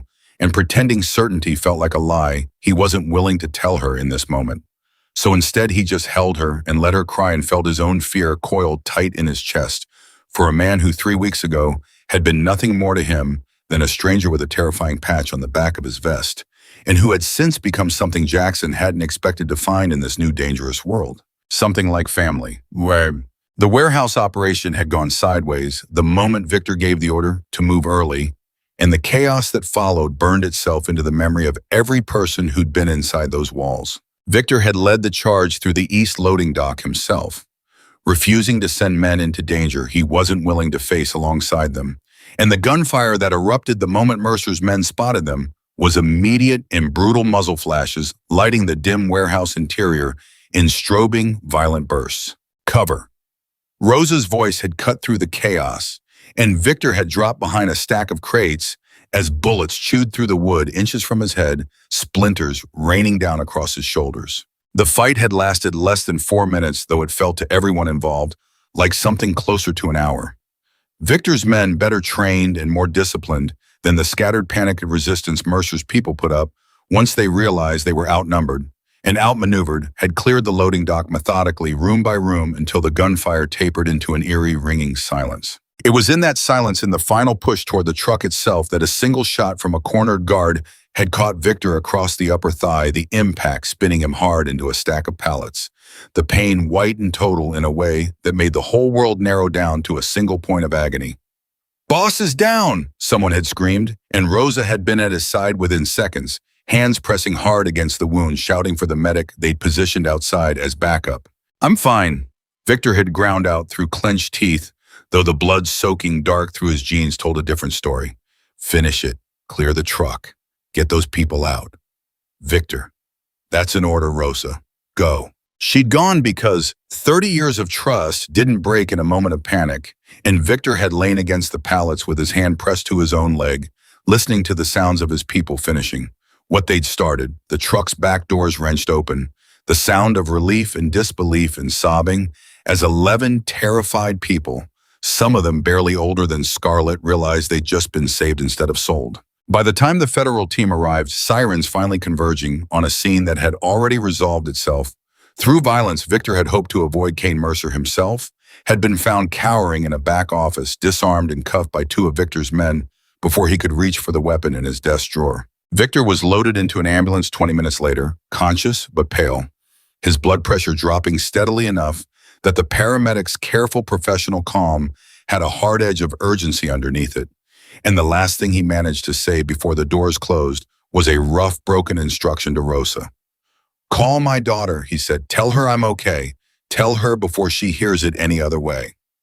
Rosa's second call came 40 minutes after the first, and this time Jackson watched Scarlett's face transform through the conversation, watched the terror slowly, cautiously give way to something like disbelieving relief. "He's in surgery," Scarlett said, lowering the phone with hands that were still shaking, but no longer trembling with pure terror. "The bullet hit his thigh, missed the artery by less than an inch," Rosa said. "They think he's going to be okay. They think," her voice caught, "they think he's going to be okay, Jackson." Jackson pulled her into a hug, relief flooding through his own chest so hard it made him dizzy. "See, I told you, fighter." "They got everyone," Scarlett said, still processing it all out loud, her voice gaining strength as the shock wore off. 11 people, Jackson. 11 people who were about to be trafficked somewhere none of us want to think about, and they're safe now. And they caught him. They caught Kane Mercer." "It's really over?" Jackson asked. Scarlett's face went complicated relief, warring with something more cautious. "The trafficking operation maybe, but Jackson Mercer's not the whole organization. There's still a network above him, people who want revenge for tonight, people who will be furious that their operation just got dismantled and their strategist got arrested. This isn't the kind of thing that just ends because we won one fight." Jackson felt the fear he'd let himself set down for just a moment, pick back up heavier, now weighted with the understanding that even good news in this world came wrapped in warnings. "But he's alive," Jackson said, holding on to that fact like solid ground. "And Kane Mercer's in custody. That's something. That's real." "Yeah," Scarlett said, and a real, exhausted smile broke through the fear on her face for the first time in hours. "Yeah, it is." Jackson visited Victor in the hospital 2 days later. Once the doctors had cleared visitors beyond immediate family and found the man propped up in bed, looking pale and diminished in a way that unsettled Jackson more than he expected, the same room. Almost that Jackson himself had woken up in 3 weeks earlier. The same steady beep of monitors, the same strange feeling of a powerful man made suddenly uncomfortably human. "You look terrible," Jackson said, settling into the chair beside the bed. Victor's laugh came out rough but genuine. "Compliments of a 9mm round and a very long night. You should see the other guy. I heard you finished the job with a bullet in your leg. Wasn't about to let a little pain stop me from getting those people out of that truck." Victor said, his humor fading into something more serious. 11 human beings, Jackson. Youngest one was 14. "I've been doing this work a long time, and it never stops being the thing that keeps me up at night, thinking about how close we came to losing them, thinking about all the ones we've lost before we could reach them in time." Jackson didn't have anything to say to that, so he just sat with the weight of it, the way Victor himself seemed to sit with it every day of his life. "Kane Mercer's talking," Victor said, after a moment shifting the subject with visible effort, wincing as he adjusted his position in the bed. "Federal prosecutors are already building a case that goes well beyond last night. Names, roots, financial trails. It's going to take the Reapers apart piece by piece, and it's going to take months, maybe years, but it's happening." "What about Denny?" Jackson asked. "Did you ever confront him?" Victor's face darkened. 2 nights ago, before the raid. I couldn't risk him tipping off Mercer any further, so I brought him in, told him what we knew. Man broke down crying, Jackson. 22 years of loyalty, and in the end, all he could talk about was the gambling debts, the fear, the way it started small and just kept growing until he couldn't see any way out, except selling information he swore he'd never actually used to hurt anyone. "Do you believe that?" Jackson asked. "That he didn't think it would hurt anyone. I believe people tell themselves whatever story lets them sleep at night," Victor said, his voice hard. "Doesn't change what happened. Doesn't change that Scarlett could have died because of what he sold. He's been turned over to federal custody. Whatever happens to him now isn't my call anymore, And honestly, son, I'm relieved about that. Some decisions I don't have the stomach to make myself even after everything. The room fell quiet for a moment, and Jackson found himself studying Victor's face. The exhaustion etched into every line of it, the particular kind of tired that came not just from a bullet wound, but from years of carrying a weight most people never had to imagine. Can I ask you something? Jackson said. Always. Why do you do this? Jackson asked. The club, the fighting, the danger. You could have a normal life. You clearly have the money, the resources.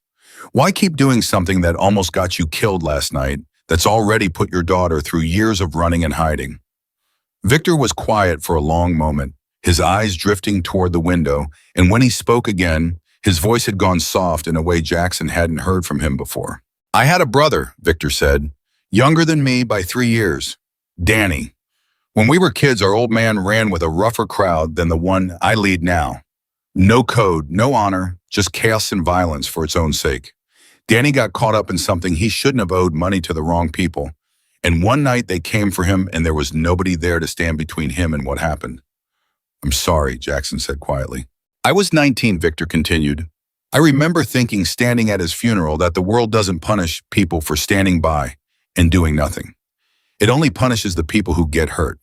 And I made myself a promise that day that whatever life I built after that, it would be a life where I stood between danger and the people who needed protecting, even if it cost me everything, even if it hurt, especially if it hurt because pain that means something is better than the alternative.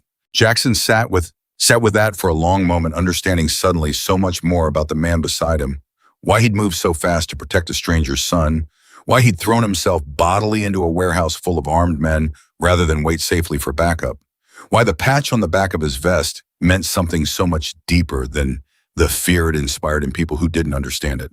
You did that for me, Jackson said slowly. You did that for 11 strangers in a truck. You've been doing that your whole life. I've been trying to, Victor said. Some days I fail. Denny's betrayal, that's a failure, one I'll carry for a long time. But last night, we got it right. 11 people go home to their families because we refused to wait for a perfect moment that might never have come. Is it over now? Jackson asked. Really over. Victor's expression turned careful, the honesty he'd offered so freely a moment ago, giving way to something more measured. The immediate threat, mostly yes. Mercer's in federal custody, the trafficking operations dismantled, and without him running strategy, the Reapers are scrambling weaker than they've been in years. But an organization like that doesn't just disappear because you cut off its head. There are still people out there loyal to what Mercer built, people who might want to make a statement, prove the organization isn't finished. So we're still in danger, Jackson said flatly. For now, Victor admitted. Maybe for a while longer. I won't lie to you about that, son, not after everything we've already been through together. But I promise you this, whatever comes next, you and your mother remain under this club's protection until every single threat is accounted for. That's not a debt with an expiration date. Jackson nodded slowly, absorbing the weight of that promise, and found himself unexpectedly grateful for the fear as much as the safety, because both of them meant the same thing, that he'd stepped into a world where people didn't just walk away from each other when things got difficult.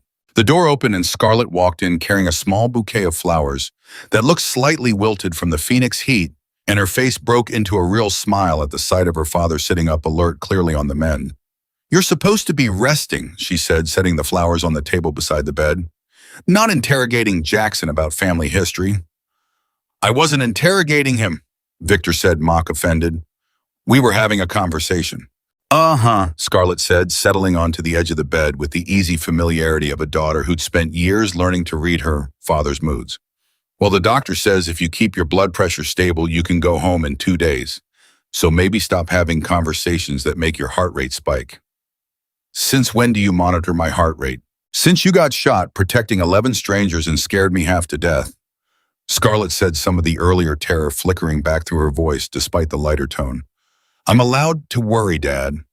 Victor's expression softened, the fierce warrior falling away entirely for a moment, replaced by something achingly gentle. I know, baby girl. I'm sorry I scared you. Just don't do it again, Scarlett said, her voice thick. I can't promise that, Victor said honestly. Not in this life. But I can promise I'll always fight like hell to come back to you. The three of them sat together in that hospital room for a while longer. the conversation drifting into smaller, easier topics. Scarlett teasing her father about the terrible hospital jello. Victor asking. Jackson pointed faintly amused questions about his intentions that made Jackson's ears burn red. The ordinary rhythms of a family finding its footing again after a night that could have ended so much worse than it had. But even in that warmth, Jackson felt the shadow of Victor's earlier warning settling somewhere in the back of his mind, patient and unshaken. The organization wasn't finished. Somewhere out there, people loyal to Kane Mercer's collapsed empire were regrouping, recalculating, deciding what kind of statement they wanted to make.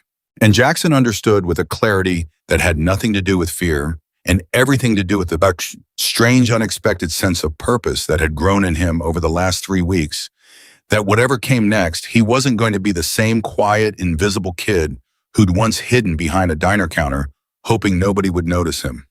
He'd already stepped too far into this world to ever fully step back out. 3 days after Victor came home from the hospital, moving carefully on a cane, he complained about constantly a black car Jackson didn't recognize parked across the street from his house for nearly 20 minutes before pulling away without incident. Dutch clocked it immediately, radioed it in, ran the plates through channels. Jackson didn't fully understand and came back inside with a look on his face that told Jackson before a single word was spoken that whatever quiet they'd found over the last few days was about to end. Rental car, Dutch said, his voice carefully controlled. Paid in cash. Plates don't trace to anyone real. What does that mean? Jackson's mother asked, her hand tightening on the edge of the kitchen counter. Dutch looked between them and Jackson watched him choose his words carefully. It means somebody's watching this house, and it means whoever's left of Mercer's people isn't finished with us yet. Victor's cane thumped hard against the kitchen tile as he crossed the room faster than his healing leg should have allowed his face already set into the grim, focused mask Jackson had come to recognize as the man preparing for war. Show me the footage, Victor said. Dutch pulled up the security feed on his phone and Victor studied it in silence for a long moment, his jaw working, before he handed the phone back and looked at Jackson's mother with an apology already forming behind his eyes. This isn't random surveillance, Victor said. This is a message, same as the bicycle, same as the photograph at the clinic.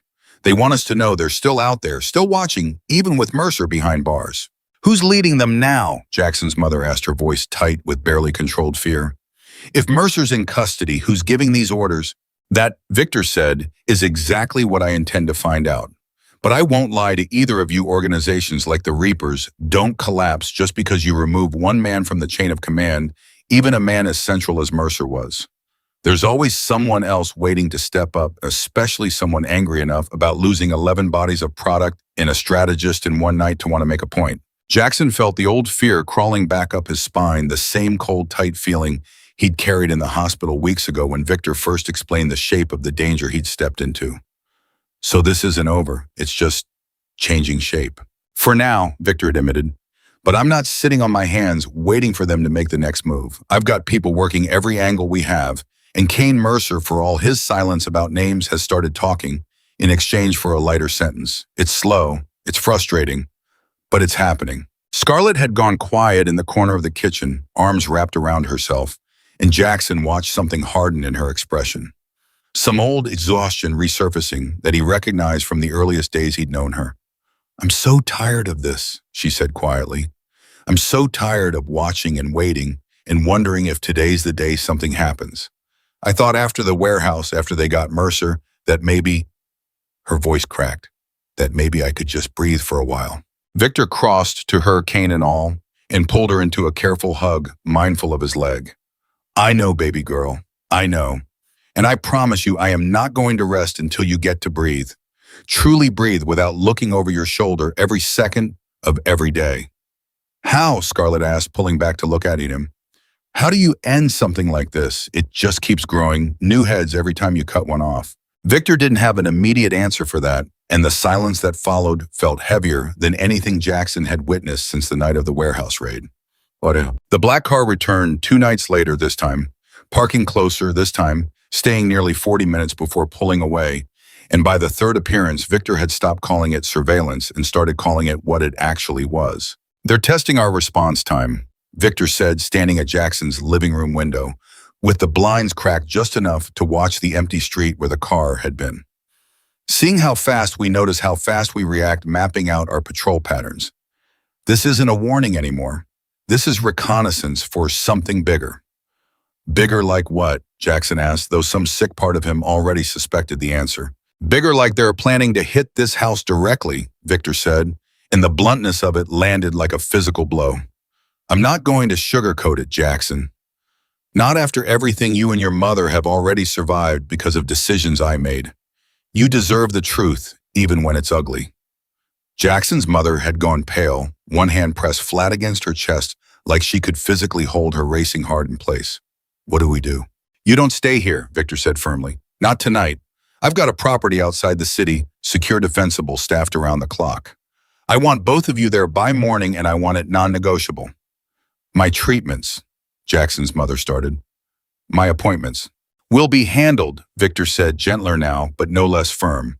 I promise you that. Everything you need will come to you instead of you going out exposed.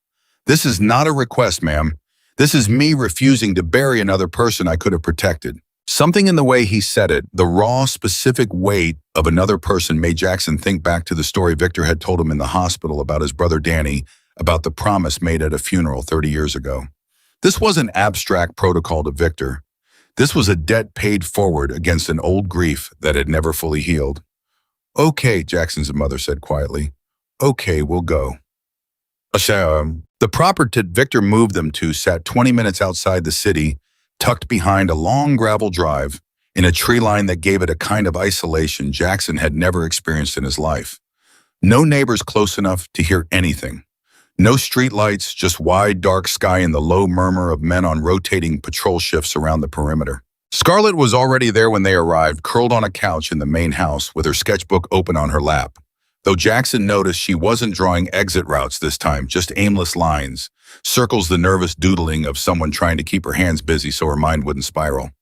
Hey, she said, looking up as Jackson walked in, some of the tension in her shoulders easing at the sight of him. You made it.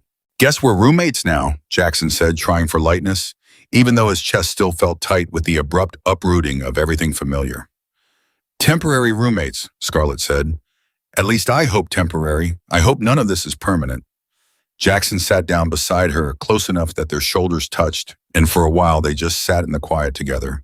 The kind of silence that had stopped feeling awkward between them weeks ago and now felt like its own form of comfort. Can I tell you something? Scarlett said eventually. Always. Some nights, she said slowly, I used to imagine what it would be like to just be normal. Go to a real school and stay there. Have friends who know my actual last name. Not flinch every time a car slows down near me. She looked at him, something vulnerable moving behind her eyes. And then you happened, and for a few days at that diner before everything went to hell, I actually let myself believe maybe that life was possible. Maybe I could just be a girl who liked a boy who worked at a diner, and that could be the whole story. It still could be, Jackson said quietly. Just not yet. Do you really believe that? Jackson thought about it seriously before answering, because she deserved the truth more than she deserved comfort. I believe your dad is going to fight until there's nothing left to fight. I believe I'd throw myself in front of another rifle if it meant you got to have that life. I believe we're not there yet, but I don't believe it's impossible. Scarlett's eyes filled, and she leaned her head against his shoulder, and neither of them said anything else for a long while, just sat together in a house full of armed men and quiet dread, holding on to the fragile, stubborn hope of a future neither of them could fully picture yet. The next 2 weeks passed in a strange suspended rhythm, days of careful routine inside the compound, punctuated by moments of sharp tension whenever Victor's people flagged new activity, new surveillance, new pieces of intelligence, suggesting the remnants of the Reapers were regrouping under someone new. That someone Victor's contacts eventually confirmed was a woman named Iris Calloway, formerly Mercer's second-in-command, ambitious and ruthless in ways that made even Rosa's expression darken when the name came up. She's smarter than Mercer, Rosa told Jackson one evening, the two of them sitting on the compound's back porch while Victor took a call inside. Mercer liked to talk, liked to build his little file on people, study them like specimens. Iris doesn't do any of that. Iris just acts. That's supposed to be reassuring? Jackson asked. Rosa gave him a tired half-smile. No, it's supposed to be honest. You've earned honest, kid, after everything you've survived. What does axe mean exactly? Means she doesn't send warning notes, Rosa said. Means if she decides you're a problem, you find out you're a problem the same moment the problem becomes permanent. Jackson sat with that for a long moment, the fear settling into something colder and more focused than the vague anxiety he'd carried before. So we're in more danger now than we were with Mercer. Maybe, Rosa admitted, but Victor's not the same man he was 30 years ago either. He's smarter now, more patient, and he's got more reason than ever to end this clean because he's not just protecting his own daughter anymore. He's protecting you too. That admission sat differently in Jackson's chest than he expected. Not just fear, but something like belonging, the strange comfort of understanding that in this dangerous new world, he'd become someone worth protecting for reasons that had nothing to do with debt or obligation and everything to do with the person he'd shown himself to be. The break came 9 days later, delivered not through violence, but through information.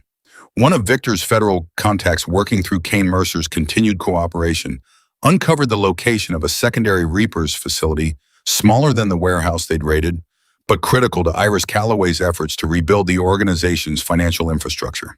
If we hit this location, Victor explained, spreading a new set of photographs across the compound's war table, we don't just disrupt their operations, we cripple their ability to fund anything moving forward. No money means no soldiers. No soldiers means no more surveillance on this house, no more threats against my daughter or your family. Is it safer than the last raid? Jackson's mother asked, her hand, finding Jackson's under the table gripping tight. Nothing about this life is ever fully safe, Victor said honestly. But this time we go in with full federal coordination from the start. No moving early, no taking unnecessary risks. We do this by the book because I have already learned the hard way what happens when patience runs out too soon. Jackson watched Victor's hand drift almost unconsciously to his healing thigh and understood the weight behind that admission. The raid was scheduled for 4 days later, and in the tension leading up to it, Jackson found himself pulled into the planning in ways he hadn't expected. Not as a fighter, Victor was firm about that line, but as someone whose insight into ordinary overlooked details occasionally proved useful in ways the seasoned club members hadn't considered. You notice things, Victor told him one evening, reviewing surveillance photos together at the war table. Same instinct that made you clock Scarlett's fear in that diner before anyone else did. You look at people at spaces and you see what's actually there instead of what you expect to see. That's rare, son. Don't waste it. Jackson felt something warm and unfamiliar bloom in his chest at the praise, not gratitude exactly, but something closer to purpose. The sense of being useful in a way that had nothing to do with flipping pancakes or stretching a paycheck to cover bills that never stopped coming. The night before the raid, Jackson found Scarlett on the compound's back porch again, staring up at a sky thick with stars that Phoenix's city lights never allowed you to see properly, and he sat down beside her without a word. Tomorrow could change everything, Scarlett said quietly. Or it could just be another chapter in a war that never actually ends. Which one do you think it'll be? I don't know, she admitted. I've stopped trying to predict how these things go. I just try to survive whatever comes next. That's not really living, though, Jackson said gently. That's just enduring. Scarlett looked at him, something raw and searching in her expression. What's the difference? Living means you let yourself want things, Jackson said, working through the thought as he spoke it, the way he'd started doing more and more since the shooting had cracked something open in him that used to stay carefully shut. Enduring just means you survive long enough to keep enduring. I spent years just enduring, Scarlett. Working, worrying, taking care of my mom, never letting myself want anything more than getting through the next day. And then you walked into that diner, and something in me started wanting things again. Wanting to know you. Wanting you to be safe. Wanting a future where none of this violence exists anymore. That's dangerous, Scarlett said softly. Wanting things in this world. Maybe, Jackson agreed, but I'd rather want dangerous things than endure a life where I never let myself hope for anything at all. Scarlett leaned into him then, and Jackson wrapped his arm around her, and they sat together under a sky full of stars. Neither of them had the luxury of watching very often, holding on to each other in the fragile, stubborn hope that tomorrow might finally tip the scales towards something like peace. The raid happened at dawn, coordinated with a precision that stood in stark contrast to the chaos of the warehouse operation weeks earlier. Federal agents moving in alongside Victor's people, every entrance, covered every contingency planned for in advance. The entire operation unfolding with the kind of controlled efficiency that came from lessons learned the hard way. Jackson waited at the compound with Scarlett and his mother. The three of them gathered in the main house's kitchen, phones on the table between them. The silence stretched taut with an anxiety that had become horribly familiar over the last month. The call came just after 7 in the morning, and this time it was Victor's own voice on the line, tired but steady, carrying none of the panic that had colored Rosa's call weeks before. "It's done," Victor said, and Jackson watched relief flood across Scarlett's face in real time. "Facilities secure. We recovered financial records that are going to gut whatever's left of their operation. Iris Calloway wasn't there, but we've got enough now to know where she's likely hiding, and the federal agents are already moving on that intelligence." "Is everyone okay?" Scarlett asked, her voice tight. "Everyone's okay," Victor confirmed. "No injuries this time. We did this one right." The relief that swept through the kitchen felt almost physical. A collective exhale after weeks of held breath, and Jackson found himself laughing, a startled, disbelieving sound, as his mother pulled him into a hug and Scarlett gripped his hands so tight it nearly hurt. "Is it over?" Jackson's mother asked, when Victor arrived back at the compound 2 hours later, still in his riding gear, exhaustion etched into every line of his face, but something like triumph underneath it. "Close," Victor said, carefully settling into a kitchen chair, with the particular heaviness of a man running on adrenaline that was starting to fade. "We've crippled their finances. We've got a location on Iris Calloway. Federal agents are moving on it as we speak. If this goes the way I think it's going to go, we could see this entire chapter closed within the next 48 hours. Jackson felt something in his chest loosen for the first time in weeks, a fragile, cautious hope that maybe finally the violence that had defined the last month of his life might actually be nearing its end. He should have known better than to trust that feeling completely. The call came at 11 that night, and Jackson would remember for the rest of his life the exact sound of Victor's phone ringing in the quiet compound, the way the older man's face changed the instant he answered, the way every ounce of the earlier triumph drained out of him in real time. "Say that again," Victor said, his voice gone flat and cold in a way Jackson had never heard from him. Whatever the person on the other end said made Victor's jaw tighten, made his free hand curl into a fist against the kitchen table, made Scarlett go rigid beside Jackson with an instinctive, learned fear that told him she recognized this particular quality of silence. "We're on our way," Victor said, and ended the call. "Dad, what happened?" Scarlett asked, already on her feet. "They found Iris Calloway," Victor said slowly, and something in his tone made Jackson's stomach drop before he even finished the sentence. "She was holed up in a safe house on the edge of the city. Federal team moved in an hour ago." "That's good, right?" Jackson said. "That's what we wanted." "She didn't go quietly," Victor said. "There was a standoff. She had hostages, Jackson, 2 of them."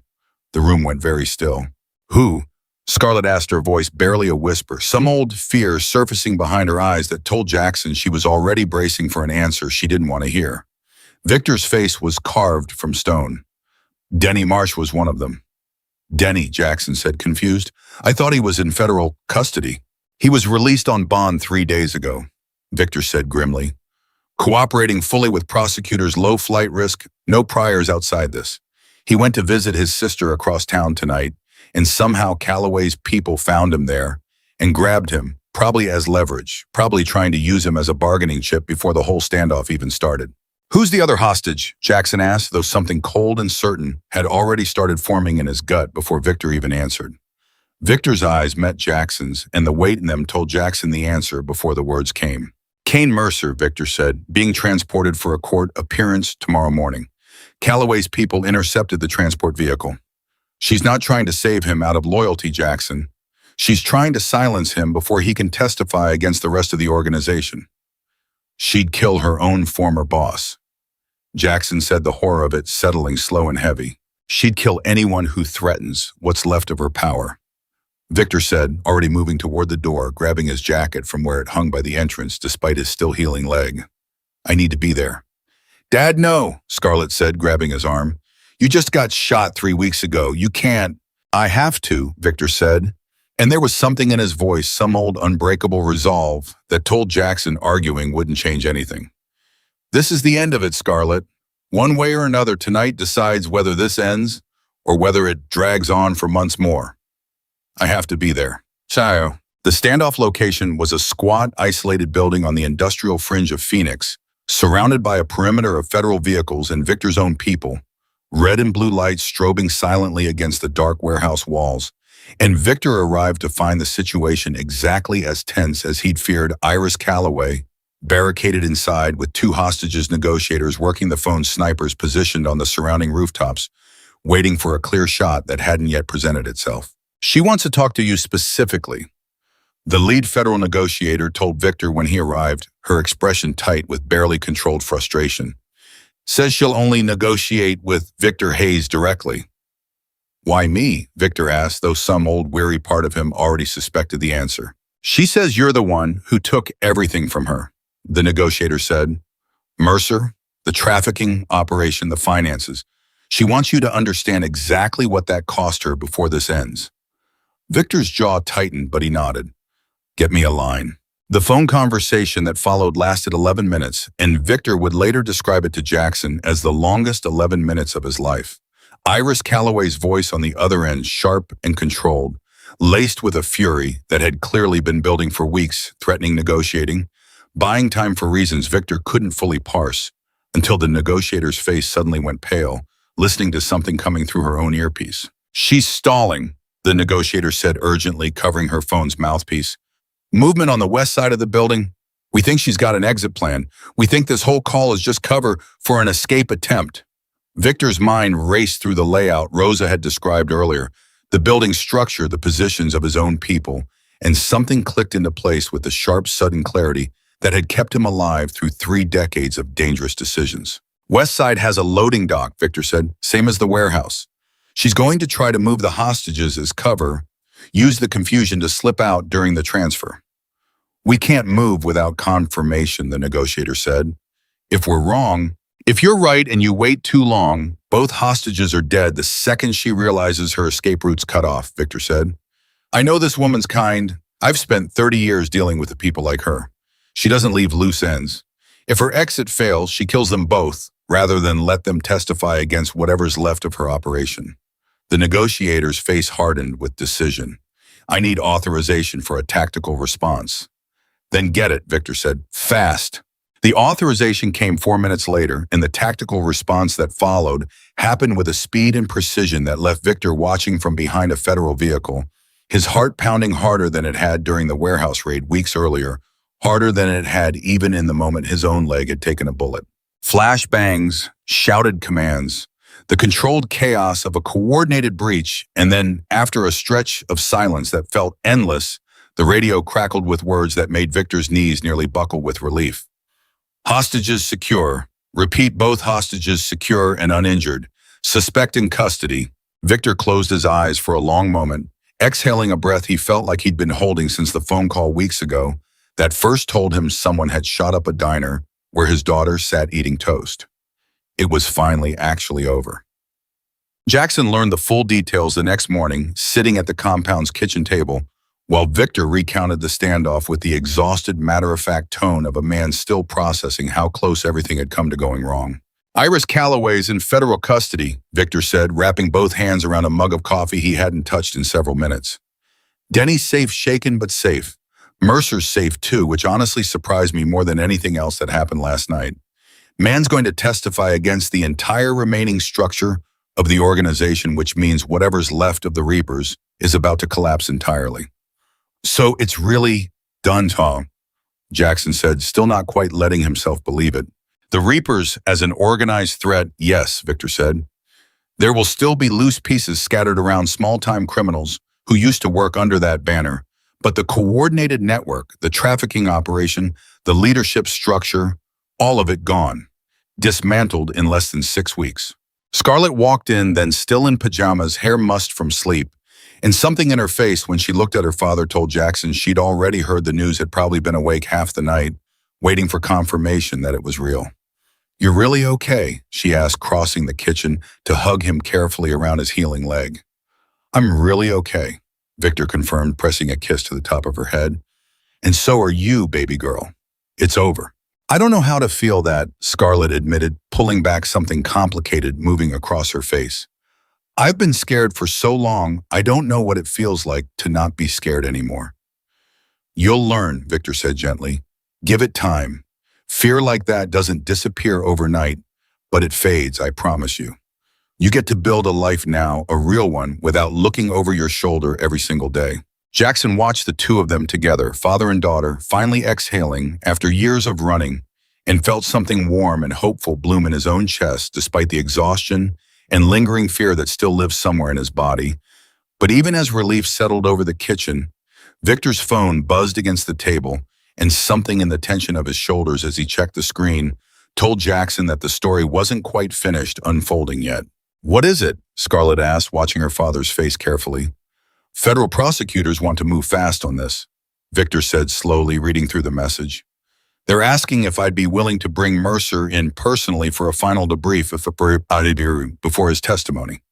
Somewhere secure, somewhere he won't try anything, somewhere they can guarantee no more interference from whatever's left of Calloway's loyalists. You want to see him, Jackson said, watching something dark and complicated move behind Victor's eyes. The man who ordered the hit on Scarlett, who nearly got her killed, who nearly got me killed. I don't know what I want, Victor admitted, his voice going rough. Part of me wants to look him in the eye and understand how a person justifies what he tried to do to my daughter. Part of me is afraid of what I might do if I actually get that chance. The kitchen went quiet, and Jackson understood with a weight that settled heavy in his chest that the story wasn't over yet, that somewhere ahead of them lay a final reckoning, a moment where Victor Hayes would have to choose exactly what kind of man he wanted to be when he finally stood face to face with the person responsible for nearly destroying everything he loved. Victor made his decision 2 days later, and he made it with Jackson standing beside him in a way that surprised them both. I want you there, Victor said, catching Jackson alone in the compound's kitchen the morning of the debrief. Not in the room with Mercer, that's not negotiable, but close by. I need someone there who understands why this matters, without needing it explained to them. Why me and not Scarlett? Jackson asked. Because Scarlett spent her whole life being defined by what this man tried to take from her, Victor said. I won't put her in the same building as him if I can help it, not until she's ready, not until it's her choice and not mine. But you, Jackson, you stepped into this with clear eyes. You've earned a seat at this table, even if it's just in the hallway outside it. The federal facility where they met Kane Mercer sat downtown, unremarkable from the outside, all beige walls and fluorescent lighting inside. And Jackson felt the strangeness of the contrast immediately, a place this ordinary holding a man who'd nearly destroyed everything Jackson had come to care about in the last 6 weeks. Mercer looked smaller than Jackson expected, sitting in a plain chair on the other side of reinforced glass wrists cuffed to the table in front of him, his face pale under fluorescent light that stripped away whatever menace he might have carried in his own world. He looked more than anything tired. Tired in the specific way of a man who'd spent years building something that had collapsed entirely in the span of 6 weeks. Victor sat across from him, and Jackson watched from a chair near the door, close enough to hear everything through the small speaker mounted above the glass. You wanted this meeting, Mom, Mercer said, his voice flat, unimpressed. I figured you'd want to gloat. I don't gloat, Victor said.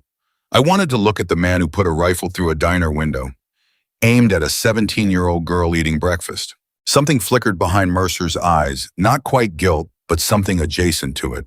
That wasn't supposed to happen the way it happened.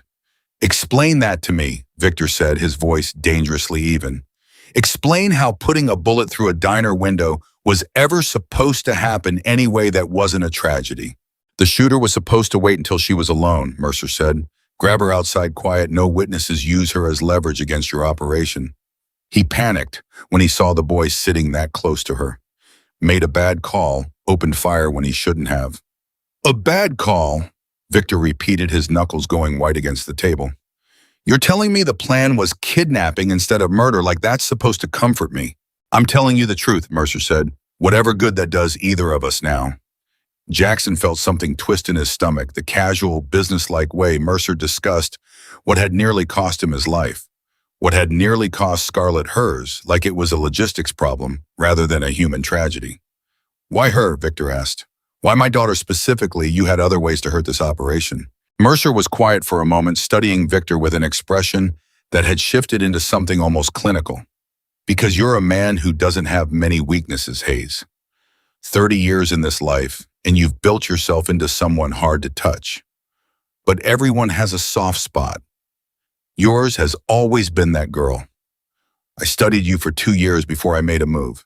Your daughter was the only leverage that ever had a chance of working. And the boy, Victor asked, his voice going rougher. Jackson Reed. Why go after him once the diner attack failed? Because he became a variable I hadn't accounted for, Mercer said. And for the first time, something like genuine curiosity entered his voice.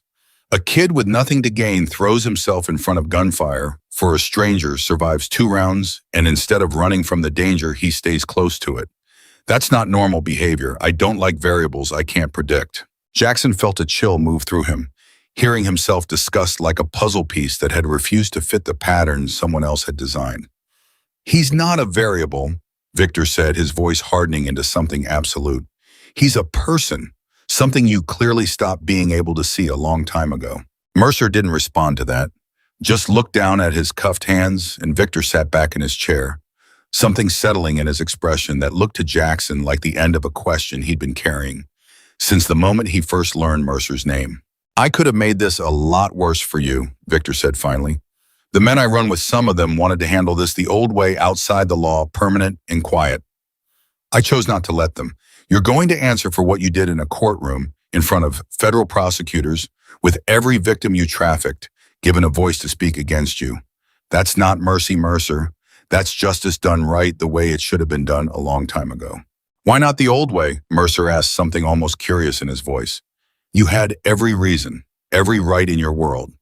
Victor's eyes flicked briefly toward the door where Jackson sat listening, and something passed across his face that Jackson recognized immediately because he'd felt the shape of that same decision himself weeks earlier in a different room facing a different kind of choice. Because a kid taught me something I'd forgotten, Victor said quietly, that the cycle only ends when someone decides to end it instead of feeding it.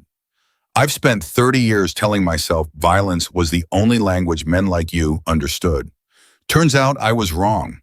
Turns out real strength looks like walking away from the easy answer. He stood the chair scraping against the floor and didn't look back as he walked out, leaving Kane Mercer alone with his cuffed hands and whatever thoughts occupied the silence of a man whose entire empire had just collapsed around him. Victor didn't speak until they were outside the building, standing in the harsh phoenix sunlight that felt almost violent after the fluorescent dimness inside, and when he finally did speak, his voice carried a weight Jackson hadn't heard from him before. I almost brought a gun into that room, Victor admitted. 3 days ago. I had it in my hand in my own house, thinking about walking in there and ending it myself, quiet, permanent, nobody ever having to worry about Kane Mercer again. What stopped you? Jackson asked. You did, Victor said simply. Not directly, but I kept thinking about the warehouse. About watching you choose over and over to stay close to danger instead of running from it, but never once choosing violence when there was another way through. 17 years old and you understood something. It took me 3 decades to learn that surviving something doesn't mean you have to become the thing that hurt you. Jackson didn't have an answer for that, so he just walked beside Victor toward the car. In silence, the weight of the older man's words settling into something he suspected he'd carry with him for a long time. 2 weeks later, the federal case against what remained of the Reapers organization moved forward with a speed that surprised even Victor's most seasoned contacts. Kane Mercer's cooperation cracking open the entire remaining network like a dam finally giving way after months of pressure. Iris Calloway faced charges that would keep her behind bars for the rest of her natural life. The trafficking routes, the financial networks, the corrupted officials who'd looked the other way for years, all of it came apart piece by piece, publicly, permanently, in a way that made the 6 weeks of violence and fear Jackson had lived through feel finally like they'd meant something larger than his own small personal survival. Denny Marsh took a plea deal, his cooperation with prosecutors earning him a reduced sentence that still meant years behind bars, and Victor visited him once before the sentencing, a conversation Jackson wasn't present for, but that Scarlett later described as brutal and quiet, and in its own strange way, an ending neither man had wanted, but both had needed. He cried. Scarlett's told Jackson sitting on the back porch of the compound in the golden light of a late afternoon that felt for the first time in months genuinely peaceful. My dad said Denny just kept apologizing over and over like the words could undo 6 weeks of terror. My dad forgave him, I think, or something close to forgiveness. Not because Denny deserved it, but because carrying that anger forever wasn't a weight my dad wanted to keep holding. How do you feel about it? Jackson asked. Denny taught you to ride a dirt bike. He was family to you. Scarlett was quiet for a long moment, but watching the light shift across the desert landscape, stretching beyond the compound's fence line. I don't know yet. Maybe I never fully will. But I think I understand a little what my dad meant about not wanting to carry the anger forever. It doesn't erase what happened. It just means I get to decide what I do with it instead of letting it decide for me. Jackson reached over and took her hand, the gesture as natural now as breathing, and they sat together in comfortable silence, watching the sun drop lower over a landscape that no longer felt threatening the way it had for the last month and a half.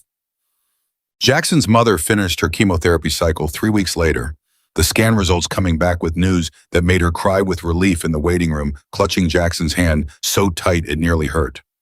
They're calling it a strong response, she told him, her voice shaking with a hope she hadn't let herself fully feel in months. The tumor shrunk significantly. Dr. Patel says if the next scan confirms it, we're looking at remission, Jackson. Actual remission. Jackson held his mother in that hospital waiting room and cried in a way he hadn't let himself cry through any of the violence of the last month and a half, all the fear and exhaustion of years finally breaking loose in a moment of pure, uncomplicated relief. Victor had covered every cost of her treatment without a single conversation about repayment, had arranged for a specialist to review her case that Jackson's old insurance never would have approved, and standing in that hospital hallway watching his mother laugh through her tears, Jackson understood with a clarity that settled deep into his bones exactly what Victor had meant weeks earlier about debts that didn't have an expiration date. I don't know how to thank you for this, Jackson told Victor that evening, finding him on the compound's porch nursing a cup of coffee, his cane resting against the railing beside him. You don't need to thank me, Victor said. You already paid this debt in a diner 3 months ago, son in blood, before you even knew what debt meant in this world. Your mother's health isn't a favor. It's just what family does for family. Family, Jackson repeated, letting the words settle over him. That's what you are now, whether you fully realize it yet or not. Victor said something gruff and warm in his voice. You've been family since the moment you threw yourself over my daughter without a second thought for your own safety. Everything since then has just been me catching up to what you already understood instinctively. The summer wound toward its end, and with it the last visible traces of the danger that had defined Jackson's life since that ordinary Tuesday morning at Marcy's diner. The surveillance stopped entirely once federal prosecutors secured convictions against the last of the Reaper's leadership structure. The security detail outside Jackson's house scaled back gradually. Ray and Dutch eventually replaced by nothing more than the occasional friendly check-in from club members who'd become, somewhere along the way, something closer to family than hired protection. Jackson went back to Marcy's diner in late August, not out of financial necessity anymore, but because he missed the rhythm of it, the honest, uncomplicated work of flipping pancakes and pouring coffee, and Marcy hugged him so hard when he walked through the door that his healing ribs protested the pressure. Look at you, she said, holding him at arm's length, studying the changes in his face with the sharp attention of a woman who'd known him since he was 14. You look different, older somehow, steadier. Been a rough summer, Jackson said, which felt like the understatement of his entire life. I heard some of it, Marcy said. Oh, not all of it, I imagine, but enough. Whatever you went through, Jackson, it didn't break you. I can see that plain as day. It made you into something more than you were before. Scarlett started visiting the diner regularly that fall, no longer sitting alone in the back corner, scanning exits, no longer wearing the careful, hunted expression that had first caught Jackson's attention on that fateful Tuesday morning. She sat at the counter, now close enough to talk to Jackson during his shifts, her sketchbook open beside her, but filled increasingly with drawings that had nothing to do with survival, a bowl of fruit on a table, the shape of Jackson's hands while he worked a particular slant of afternoon light through the diner's windows. You're drawing normal things now, Jackson observed one slow afternoon, glancing at the sketchbook between customers. Yeah, Scarlett said, something soft and disbelieving in her voice. I forgot I could do that.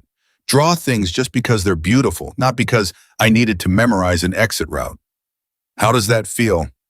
Strange, she admitted, smiling.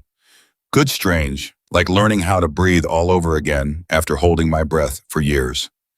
Victor found his own transformation in the months that followed, one that surprised even the members of his own club who'd known him for decades. He began spending less time at the clubhouse, more time at a property he'd purchased on the edge of the city, a rundown garage that had once serviced trucks and now sat mostly empty, gathering dust and possibility. I'm turning it into something, Victor told Jackson one Sunday afternoon, walking him through the space with an energy Jackson hadn't seen from the older man before, something almost boyish underneath the gray beard and heavy tattoos. A place for veterans coming back from deployment, guys who don't know how to fill the silence anymore, guys who need something to work with their hands, while they figure out how to live in a world that doesn't make sense to them the way it used to. A motorcycle garage, Jackson said, looking around at the bare concrete floor, the empty bays waiting for engines and purpose. More than that, Victor said, a place where broken things get put back together.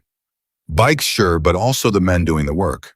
I've watched too many good people come home from war carrying wounds nobody can see, and I've watched too many of them find their way into organizations like the one I used to run because it was the only place that felt like it understood the weight they were carrying. I want to give them somewhere better than that, somewhere that builds instead of destroys. Why now? Jackson asked. After 30 years running the club, Victor was quiet for a moment, running his hand along the edge of a workbench that hadn't yet been used for anything. Because a 17-year-old kid stood in a room with Kane Mercer and reminded me that the cycle only breaks when somebody decides to build something instead of just fighting to survive. I spent 30 years fighting, Jackson. I'm not done fighting entirely. I don't think men like me ever fully are. But I want the second half of my life to be about building something that outlasts the fighting. This garage, this space, it's my way of trying. Jackson looked around at the empty bays, at the dust motes drifting through afternoon light, slanting through high windows, and felt something settle in his own chest, some sense of possibility he hadn't let himself feel in longer than he could remember. Can I help? Jackson asked. This fall, after school starts back up.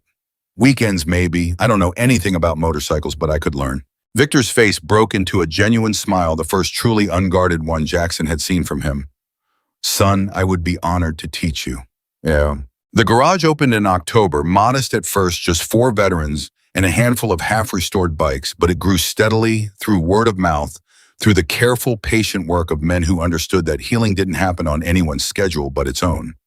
Jackson spent his weekends there, learning to strip down engines to sand rust from old frames, to listen to men twice his age talk through memories they'd carried silently for years, finding in the rhythm of the work something that felt like purpose in a way his old diner shifts never quite had. Scarlett came to, sketchbook in hand, drawing the men and their machines with a tenderness that surprised even her, capturing something in their faces that words alone couldn't have carried. One of her drawings, a weathered veteran named Frank hunched over an engine block with an expression of fierce, quiet concentration, ended up framed on the garage wall, and Frank cried the first time he saw it, moved by being seen so clearly by someone who understood in her own way what it meant to carry invisible wounds. I want to study art, Scarlett told Jackson one evening, the two of them sitting on the garage's back steps watching the sun set over a lot full of motorcycles in various states of repair. Really study it. Go to school for it, maybe. I never let myself think about a future before, not really, because I never knew if I'd get to have one. You have one now, Jackson said. A whole future, however you want to build it. So do you, Scarlett said, looking at him with something warm and steady in her eyes. What do you want yours to look like? Jackson thought about it seriously, about the exhausted, invisible kid he'd been 6 months ago, worrying constantly about bills and medicine and a life that felt too small and too heavy all at once, and about the person he'd become since someone who mattered, someone who'd been tested by real danger and hadn't broken, someone who'd found in the unlikeliest of circumstances a family that valued exactly the things about him that used to feel like weaknesses. I want to keep doing this, Jackson said slowly. The garage, helping people rebuild things, whether that's engines or themselves. Maybe study something in that direction, counseling or social work, something that lets me keep doing what feels like it actually matters. And I want you in that future, however it ends up looking. That part I'm sure about. Scarlett's eyes filled and she leaned into him, and Jackson wrapped his arm around her. Both of them watching the last light fade over, a lot full of broken machines, slowly patiently being made whole again. Jackson's mother's follow-up scan came back clear in November, the word remission finally officially attached to her file, and the celebration that followed was small and quiet and more meaningful than anything Jackson could have imagined 6 months earlier. Just family gathered at the garage, Victor grilling burgers with an apron, tied incongruously over his leather vest. Rosa and Ray and Dutch trading stories about the summer's chaos with the easy humor of people who'd survived something together and come out the other side. To second chances, Victor said, raising a glass of lemonade, because his doctor had finally grudgingly allowed him back onto his motorcycle, but not yet back onto anything stronger than lemonade at a family gathering. To debts paid not in blood, but in building something better than what came before. To family, Jackson's mother added, her eyes bright with the particular joy of someone who'd spent months bracing for the worst and finally gotten to exhale. To family. The whole group echoed, and Jackson looked around at the people gathered in that garage, his mother healthier than she'd been in years. Scarlett no longer scanning for exits, but simply present, simply happy. Victor, a man who'd spent 30 years fighting and was finally learning to build. Rosa and Ray and Dutch people who'd started as hired protection and become something closer to an extended family Jackson had never expected to find and understood. With a certainty that settled deep and permanent in his chest, that everything he'd survived that summer had led him here to this exact moment, surrounded by people who mattered and who considered him in turn someone worth protecting, worth loving, worth building a future around. The boy who once moved through Marcy's diner like a ghost, invisible and exhausted and certain the world owed him nothing, had become someone else entirely, someone known, someone chosen, someone whose instinct to protect a stranger had cracked open an entire world of danger and ultimately an entire world of belonging he never could have imagined for himself. Kane Mercer's trial concluded in January with a conviction that would keep him behind bars for the rest of his life. Iris Calloway received the same. The Reapers as an organization ceased to exist in any meaningful sense. Its remaining members scattered its trafficking routes, dismantled its victims, all 11 of them, and the countless others whose testimonies eventually surfaced through the federal investigation, finally given the chance to rebuild lives that violence had nearly stolen from them entirely.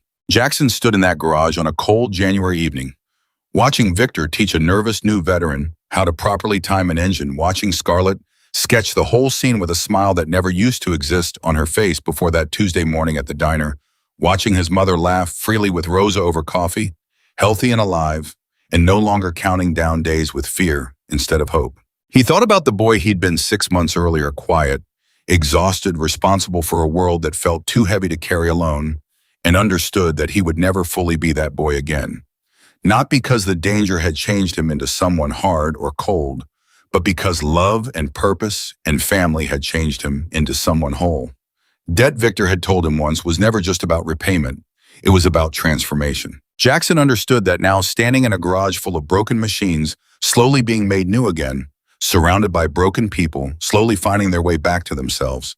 And he knew with a certainty that would carry him through everything still ahead in his life, that whatever came next, he would face it exactly the way he'd faced that rifle in the diner window all those months ago, without hesitation, without fear.